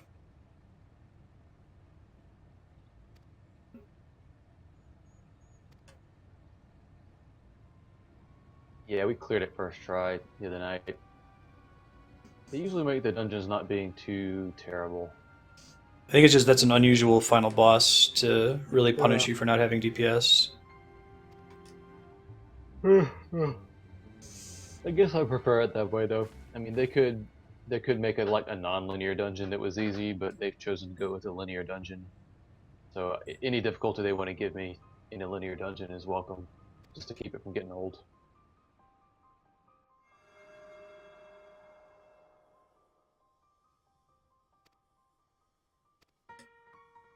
Some Gallarhorn shit? I think Gallarhorn is the ultimate horn for the few games that use them.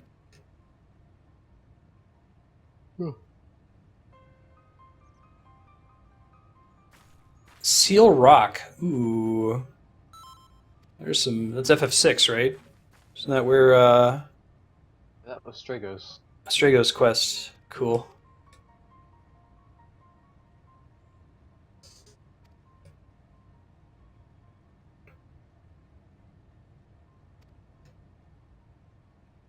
Fight the Illuminati. Oh, really? It's a PvP area? And they're referencing to the main story? What's the flavor behind it in this game? Why are they fighting for control of Seal Rock?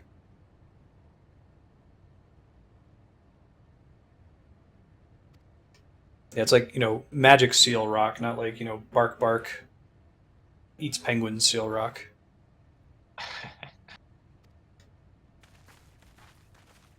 Elegant tech. Okay.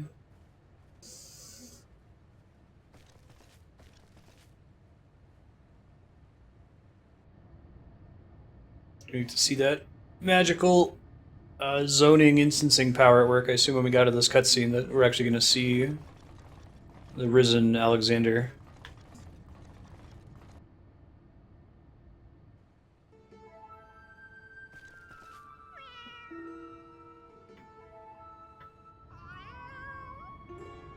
Two goblins with cats?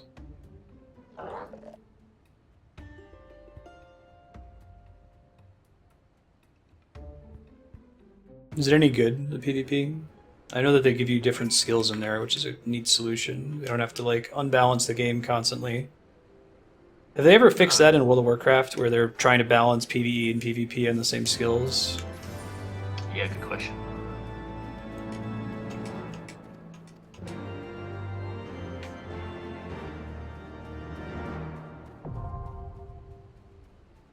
Okay, ready to queue. Yep.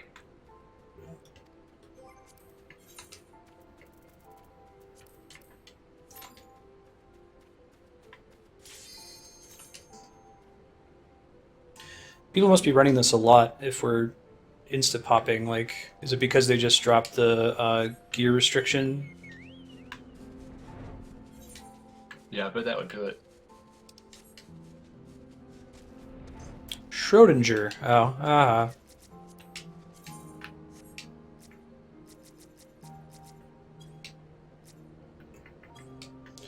I wonder why, of all the physics thought experiments, that one is so thoroughly penetrated the popular culture. Yeah, I think it's probably because it's one of the easiest to explain most weird things. Mm-hmm. Like, a physicist would push up their glasses and go on for a half hour about how that's not what it really means, and there's all this important stuff that you're leaving out. But it's condensed pretty well into a little idea. Also cats, so 6-gun is a good point. We need more physics explanations that have to do with cats. Yeah, cats.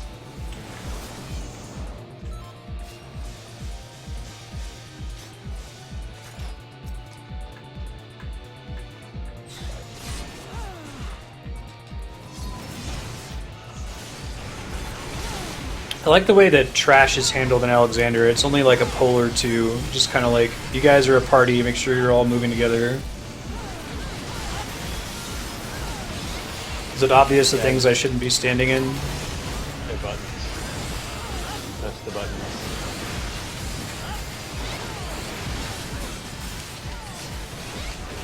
It's going to be a north button, a middle button, and a south button. And don't touch any of them. Whoa. Something might cause them to be touched in any case.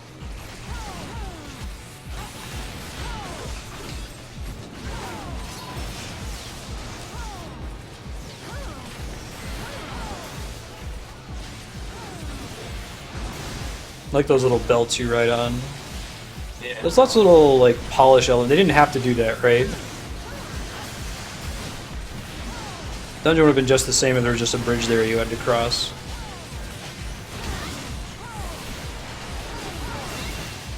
Yeah, it's really, really simple stuff, but it's really adding to the environment.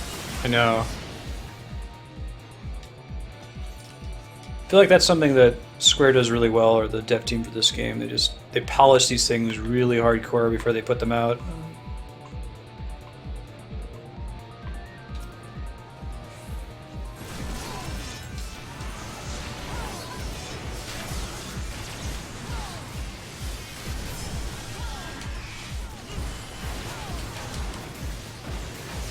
Green has run away from the boss, red is stack on the boss. Okay.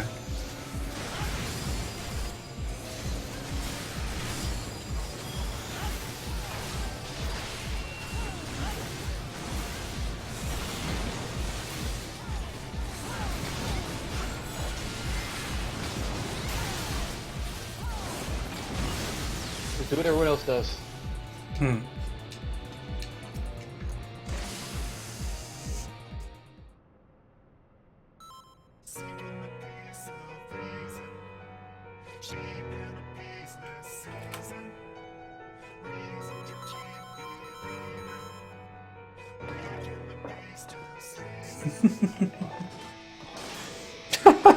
This guy is like his armor's way too badass for a goblin. Yeah. It's Ingress.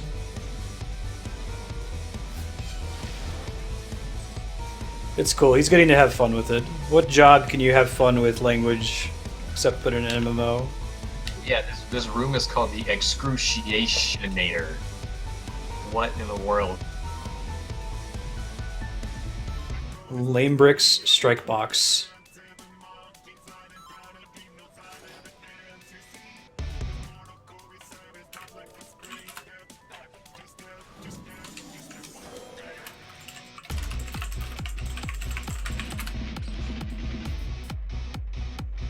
Waypoint with controller correctly. Oh well. What's that? Oh, start party waymarks. Use the right stick. Add spawn, but they're chumps. We're gonna probably take him in northeast. That's all we need to know. You can dodge, okay.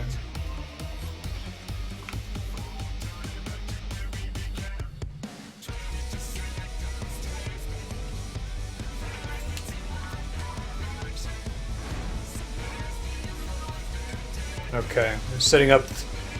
Now we're gonna wipe. Okay, see if there's a big cannon on the edge there.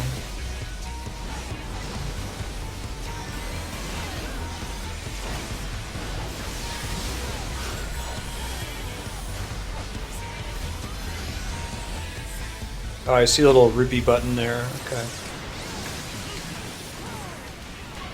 Oh, no, I'm not sure I followed it. No one is ever standing on those buttons, or do we eventually have to work with them? No one is ever standing on the buttons. Okay. Unless Phase 3 has something I don't remember as well.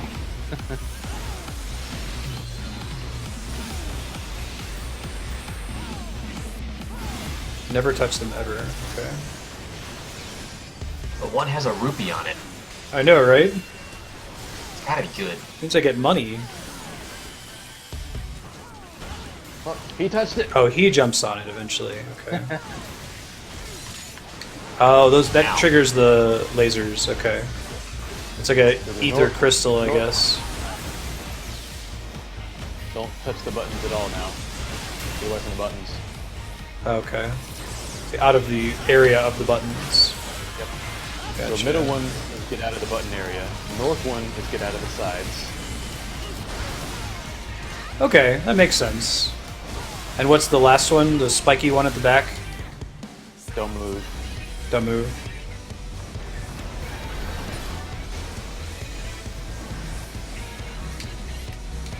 That's really cool. But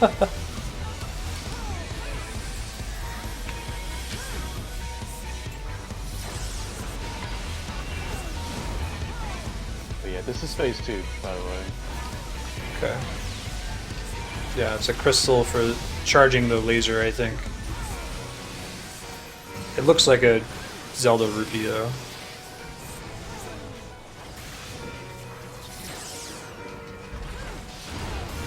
We can move away from the steamroller attack, presumably. Don't have to eat that. Yeah, stack. Don't step on the button. I think the buttons are disabled during this phase, but good call. Oh, okay. Yeah, I think we can walk away from steamroller, maybe. He's leaving this giant pile of lava behind him.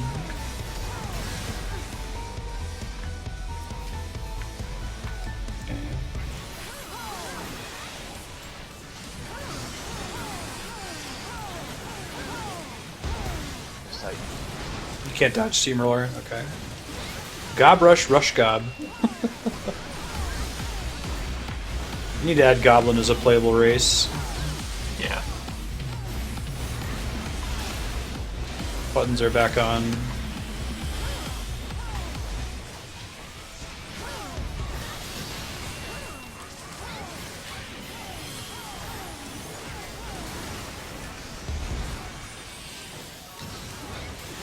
Gob rush, rush gob is the tank buster. Okay. Of course it is.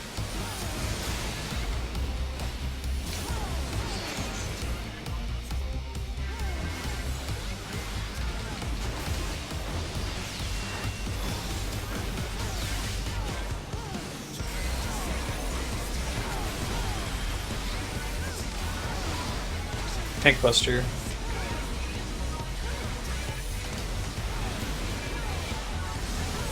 Green is stack, red is run away. I don't know if I see the colors you're talking about though. I guess that makes sense. Green and red.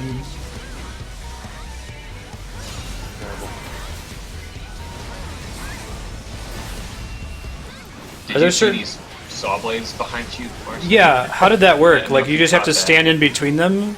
Yeah, it's like the lasers. You see them on the side, and then I guess they come in. That's really cool. What triggered that? I stay in the center. Oh.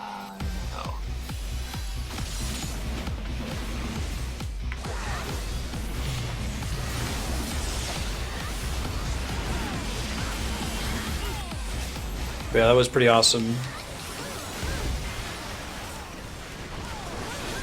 Oh, the tether color. Okay.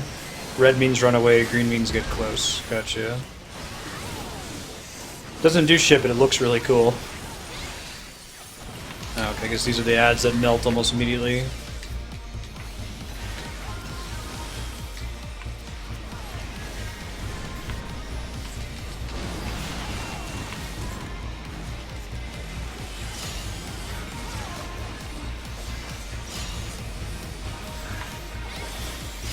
Stack.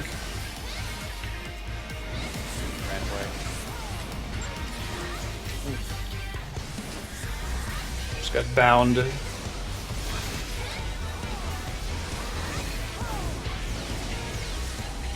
Buster. Red orb. Hit a button accidentally. Don't move.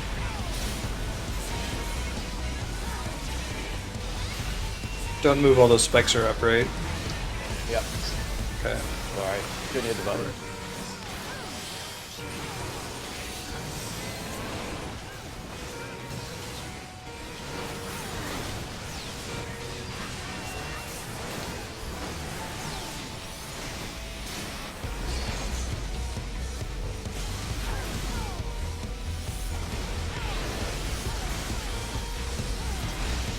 Cool. Good.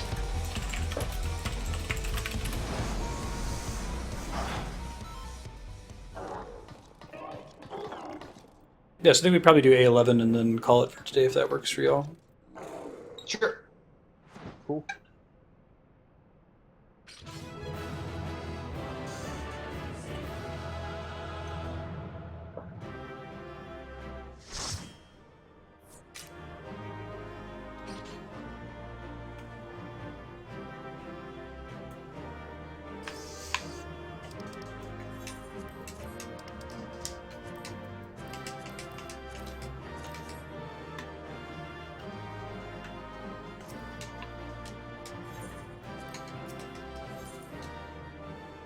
Quick bathroom break. Yeah, I think I'm gonna go do the same. We'll throw up cat cam. Be right back.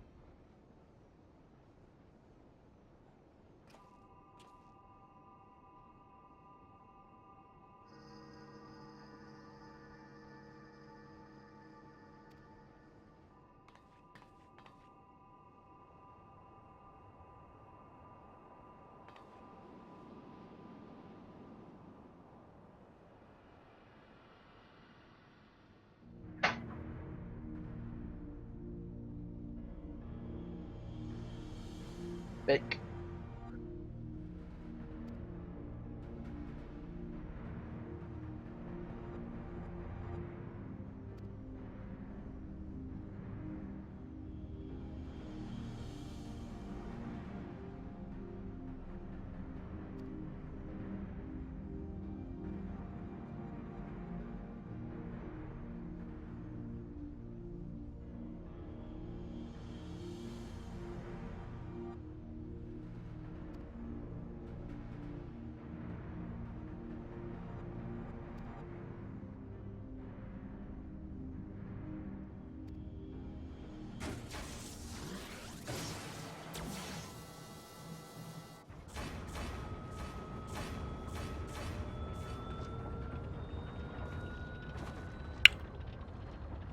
Did they just add that, Kami?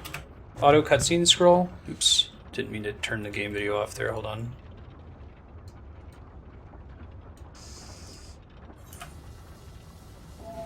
Ooh.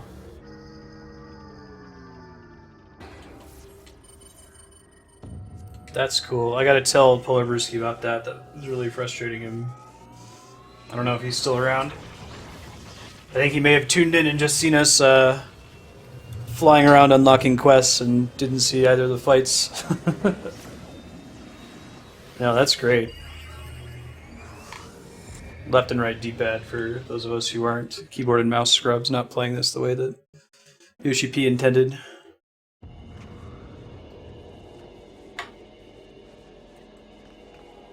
Oh, that's awesome.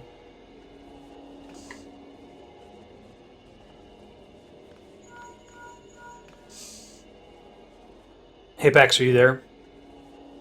Yeah. Did you hear that about the auto cutscene thing? Yeah. Well, what does it do? What does it skip between the text boxes? It advances the text automatically at whatever speed you specify. So you hit space during a cutscene, and then you adjust how fast you want it to go based on your reading speed.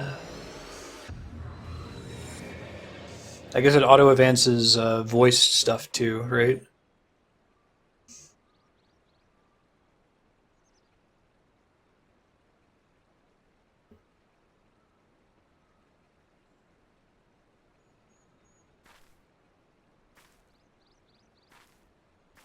That's convenient. Yeah, the voice stuff was frustrating. Trying to time the button presses with the end of the voice acting.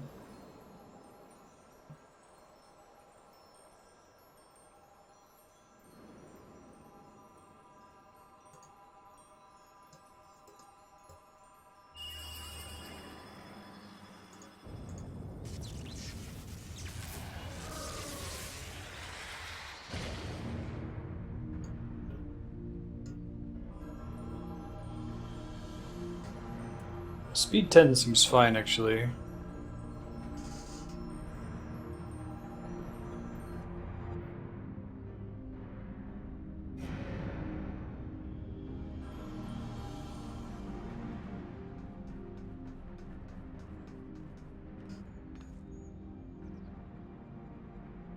Yeah, 10 is totally fine.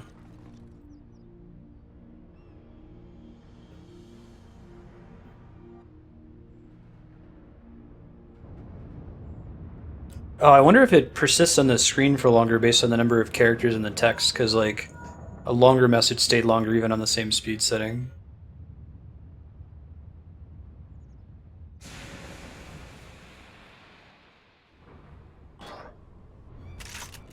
Mita's boyfriend.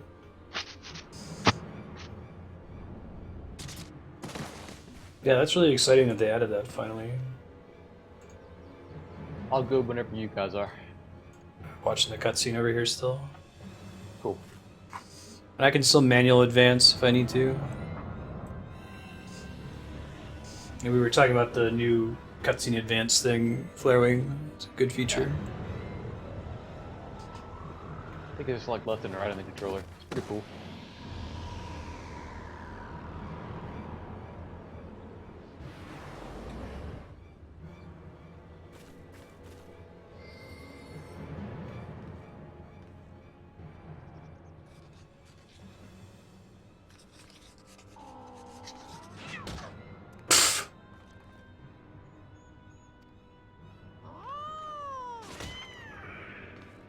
What the hell is going on with the cat?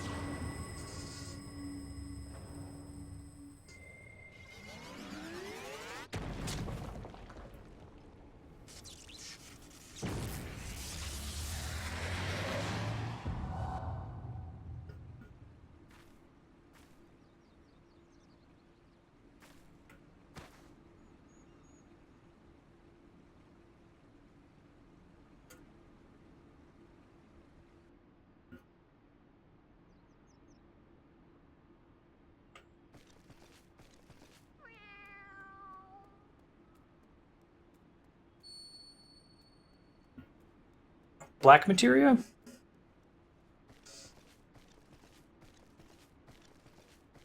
Dark matter? Was it Nibbler?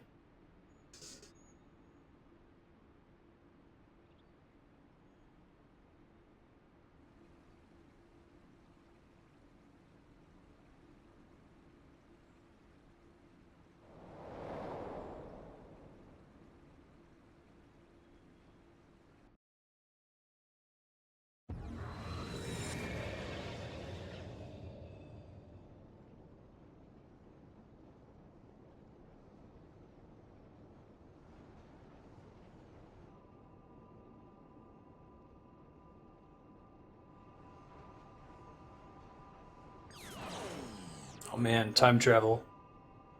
Closed time loops are the best time loops. That's how they've always done it in Final Fantasy when it showed up as a plot device. Which is twice, right? Final Fantasy 1 and Final Fantasy 8. Oh.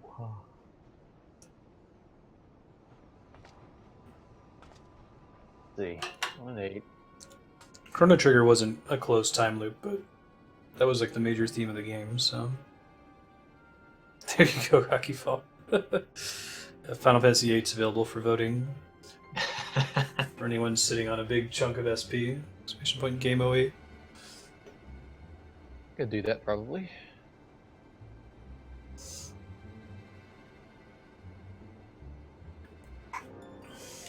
Yeah. When Game 08 became available, so the first 10 voting commands are all my commands, so if they win, I replace them with a game of my choice. I was like, I should make a Final Fantasy VIII. So I'm subjecting myself to it. It's not a bad game. I'm interested to play it with a bunch of people who are fans of Final Fantasy VIII in chat while it's going on.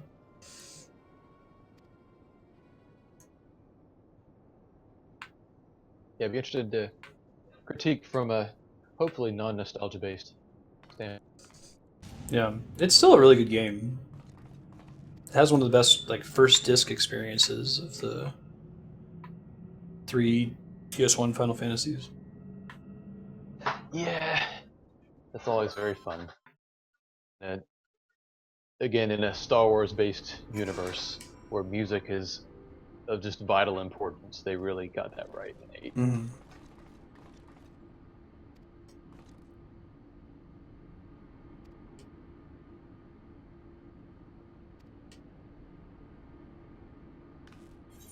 I was actually reading an interview. Somebody, I think it might have been Polygon, has this really good developer interview on Final Fantasy VII, like a couple decade after retrospective, super long. But they made the comment that for the music in 7, they specifically decided to downgrade the chip they were using because they didn't want you to have to load extra long times just for the music's sake. And then after the game came out, some other game came out that had just took the extra long load times, and the devs thought it was so much better to do it that way that they upgraded the sound chips for Final Fantasy VIII. That's Gotcha. why they sound so. That makes sense. Yeah, I remember thinking about that. Like, why is Final Fantasy VIII and Final Fantasy IX the quality of the sound chip higher? Are you ready for Heart of the Creator? I'm wrapping up this cutscene, I think. Okay. I'll look that up if I can find it. Really, really good.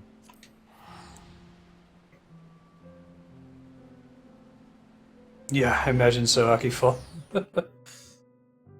Game FAQs, where everyone's calling the game literally cancer. Trash of the lowest order. A pox on gaming. It's not a bad game. Alright, I was gonna go turn in... Who do you turn in the Alexandrian bolts and shit to? Is it the same set of NPCs you turn everything else to? Yep. And girls. Okay. I think I remember where they are. It's okay. Final Fantasy 14 frame rate. I know I'm streaming. Alright, I unlocked it. When Okay. you done with your thing. Heart of the Creator. We'll wrap up with this. Click that link in chat, Apex. You'll definitely want to read that. Awesome, yeah, thank you. Yeah, that's super cool, man. Can you put that in the cool stuff channel in Discord as well? Oh, yeah, sure. So I go to catch up on links that I missed. Oh, it has a roof now? Oh, I see. They're doing the rebuilding thing. Oh, that's the oral history thing, isn't it? Yeah, I think Propagable posted that. Cool. Cool.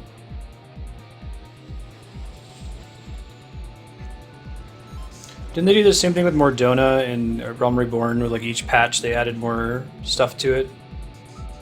They did. It's cool. So, reminding myself about this fight, it's one of those where you gotta watch the boss's moves a bit. So, packs for healing. Watch out for a move called Photon. A lot of people will go low HP on that. Okay. There's a confuse ability called Propeller Winds that should want a line of sight to get out of the way of. That's pretty cool, Kami. I like that system. It's a neat way to do a living MMO. So if you're in Twitch chat, if there's anything we need to know about this fight, minimal spoilers, that would be cool. I like going with just colors and things, like, you know, green means run away, get close, red means run away. Ninja has a pretty cool weapon over there.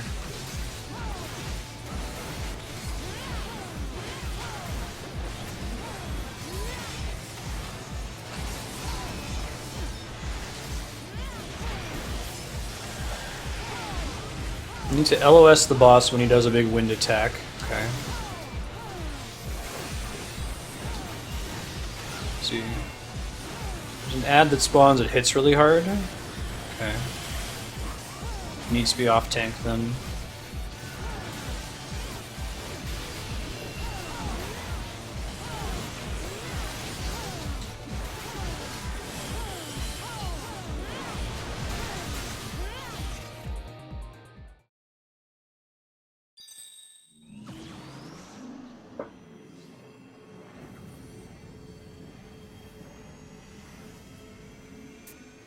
Whoa.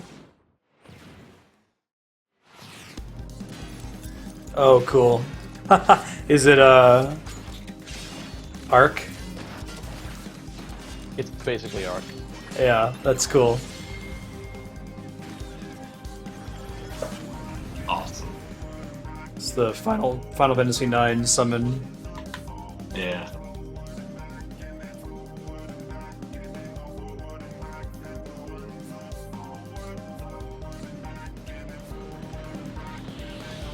Oh, this explains Darkstar's meme.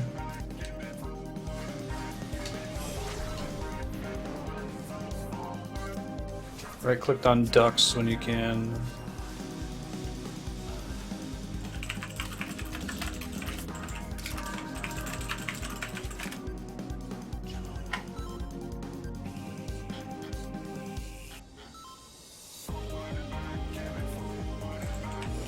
Off tank, but I definitely have to grab the ad that spawns.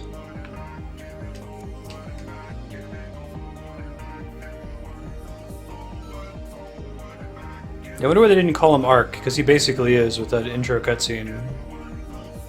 The reason we got Zervin and Sephiroth. I suppose that's true.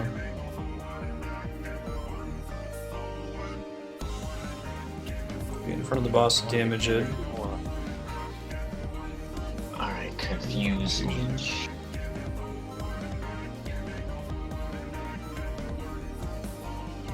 Hopefully no one gets confused. To target the shield, okay.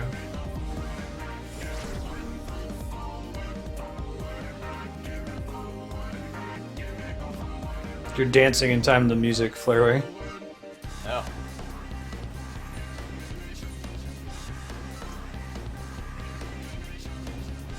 You don't get near a duct and click on it when they're open, you will die. Okay.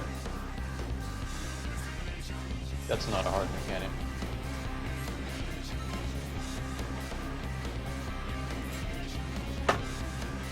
Get to eject.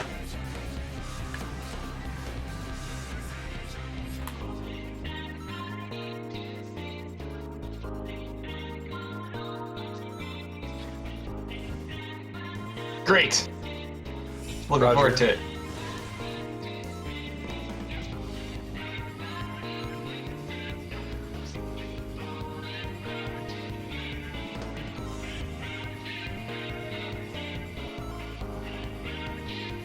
Okay.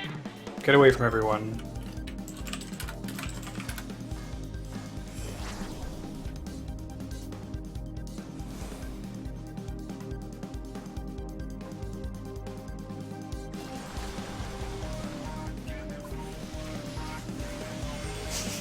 There's this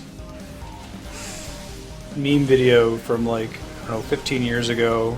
Back and forth, forever. If anyone's seen it. Oh, yikes. Super Hawk Blaster. Okay, so this is... It's too bad Sornus isn't here. I'll have to tell him to watch this. He really likes his giant robots. Photon. Holy Wow, fuck! these animations are really cool. Oh, okay, it's Fallen one. fallen. Yeah, it's yeah. Shit. Told you that he was gonna get nasty. Hold on, card. EDD.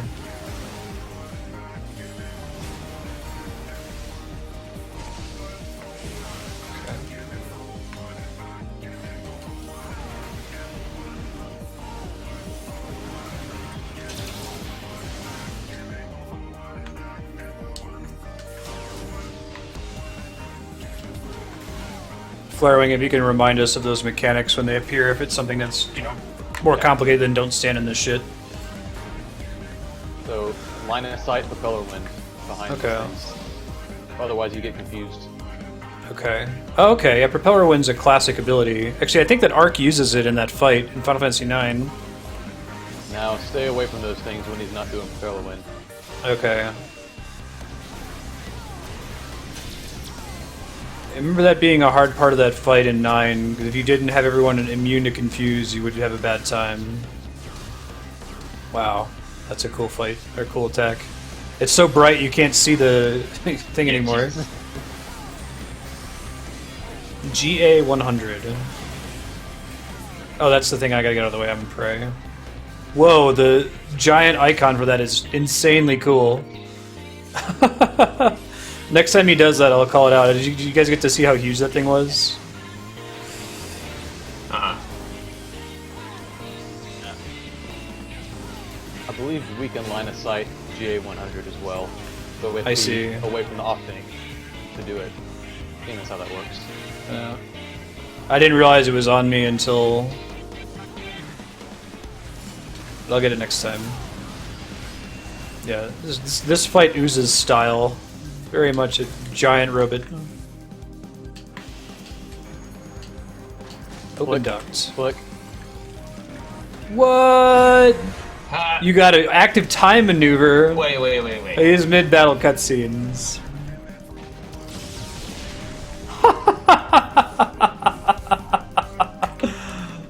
That was pretty fucking rad, I gotta admit. Eject.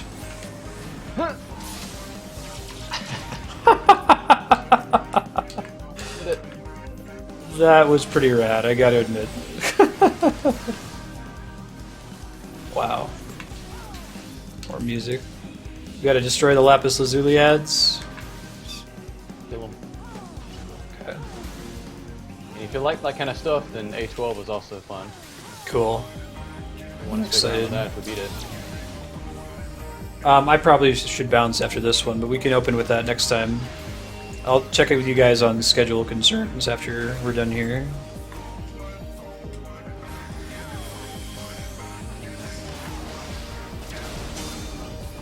Whoa! Oh god. That didn't hit me last time, so when you were freaking out, I was like, oh, it doesn't seem that bad. It's a small AoE. I think that's the same mechanic from FF9 as well. I'm pretty sure he uses Photon and it reduces everyone to 1 HP. Eternal Darkness. I think that's his... Isn't that his super move? No, it wouldn't be. The thing he just did was that.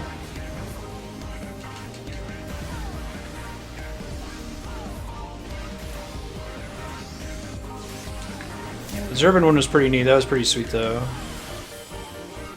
So they're gonna get to use that a lot more often. Active time maneuver.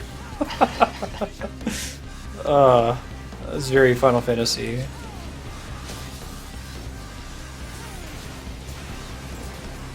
Oh, this is the shield one? Okay. Target the shield, Roger, and you have to stand in front of him.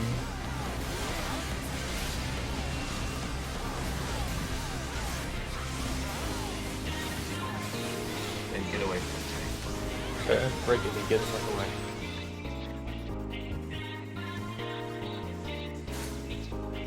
Oh, cool.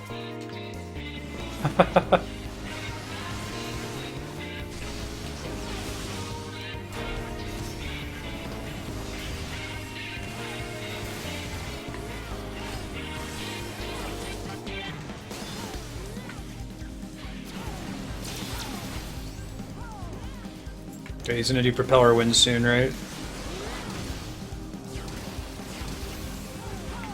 Get ready.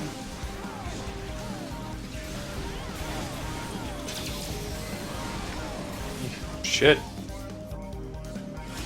God, talk about effort into graphics for a single fight. Yeah, propeller wind.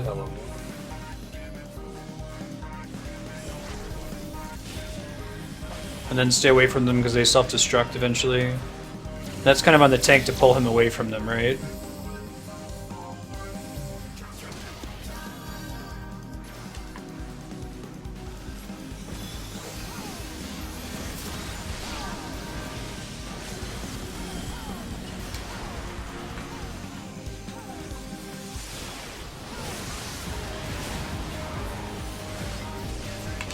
Oh, right. See it.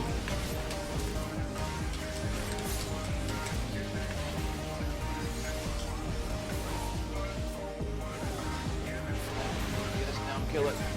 Kill it. Uh-oh.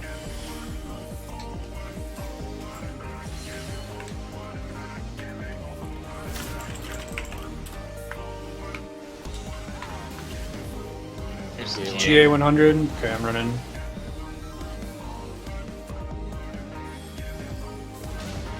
That's such a cool animation. Got him. Hey.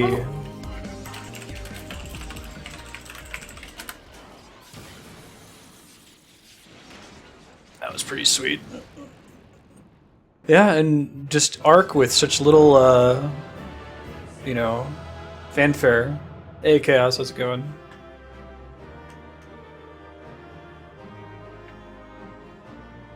I know, right? Yeah. It's that kind of Final Fantasy lore hype that keeps me playing this game.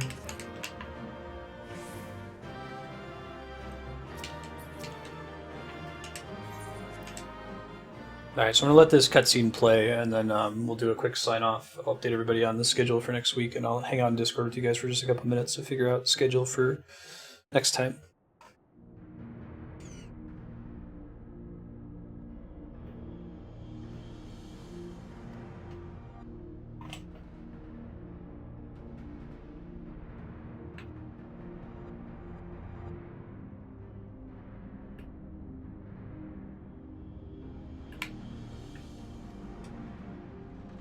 Heart of the Beast. Oh, giant Aetheryte crystal.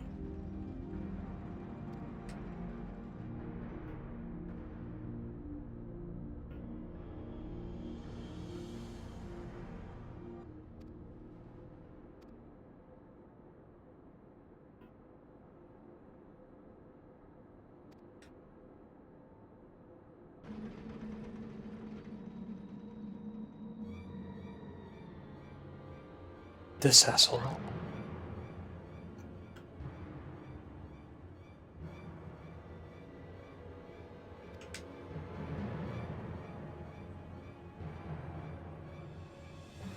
Is there like a sapient like beast tribe race associated with binding coil, or is that just an Alexander thing?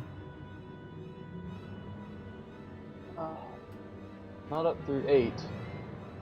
Okay.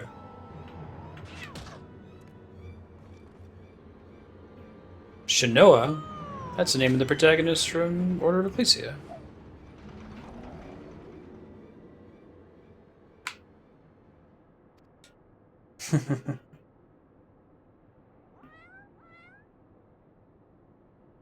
Happens when they change something.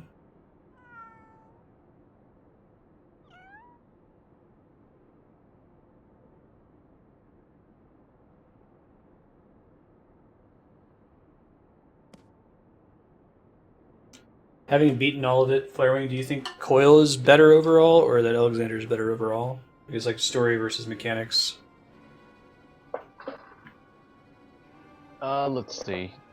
I've only beaten 1 through 8 of the Coil. I had a more fun time running Coil than Alex normal because it's tuned a little bit harder. Sure. But there's as much or more mechanics in Alexander normal, so I've seen people with the opposite opinion. Story-wise, I mean, it's not like the story is great in A1 through 8. I think it actually picks up in 9 through the end. Coil, so I can't really compare those two. Doesn't Coil go up to 13, or does it stop at 12 as well? I have to run through the bosses in my head because I always forget. I think it does go through 13. I guess maybe a better way to ask that question is A12 the end of the Alexander storyline, or are we expecting like one or more fight out of it? A12 is the end. Okay, gotcha.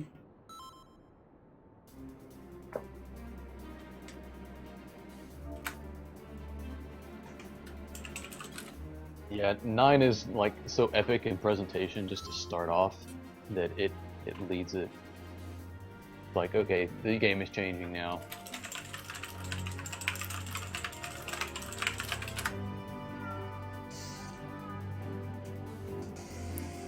Oh, I see. Coil goes to 13 because the first Coil had a trash wing. I see.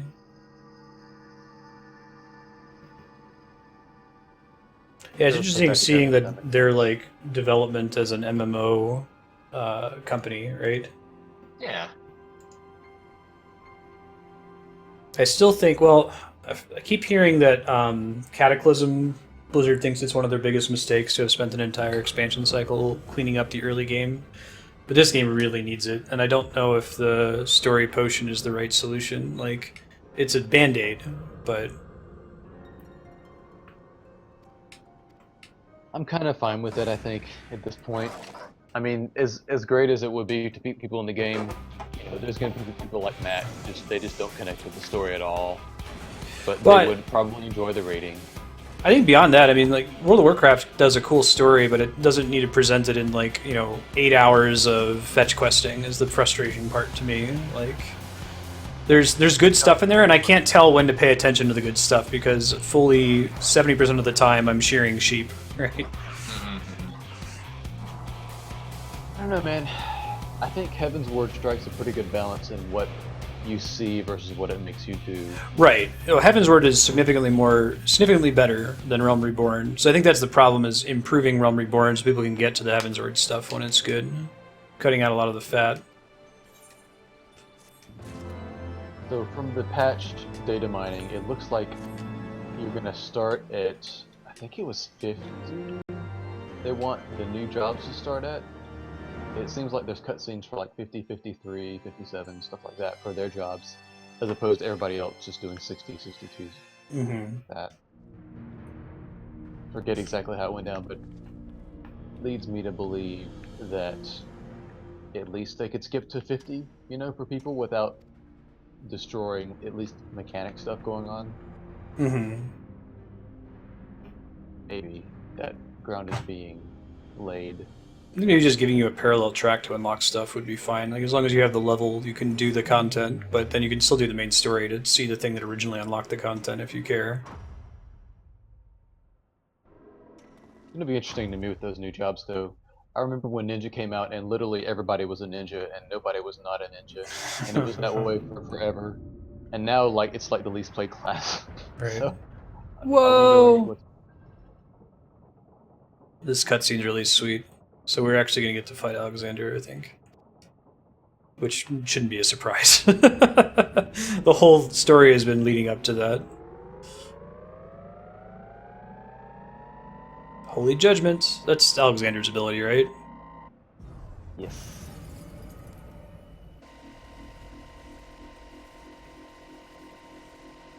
Ooh-ah. You guys see, I posted it in Discord, but it was forever ago and buried a bunch of other stuff. The Final Fantasy XIV Christmas gift that Polar Brewski got for me. No. So he had just done that. Remember the quest with Laurentius, where you have to talk to the same guy like 20 times in a row? You know, go talk to Laurentius, go talk to Laurentius again, talk to Laurentius yet again. So he got me like a box that said talk to Laurentius, and you open it up and it says talk to Laurentius again, and so on. And it ended up just being empty, but it was pretty awesome. I put it in the Final Fantasy XIV Discord channel.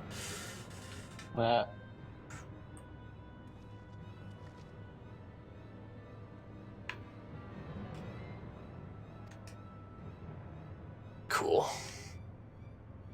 So it'll be good to pick up from here. Yeah, so I think that if we do A12, we do the Belser's Wall main story quest dungeon, and then Dunskaith, we're done with Heavensward as it exists right now. We still have to go back and do Crystal Tower and Binding Coil. Yeah, at least as far as we're gonna push it. I mean, there's Right.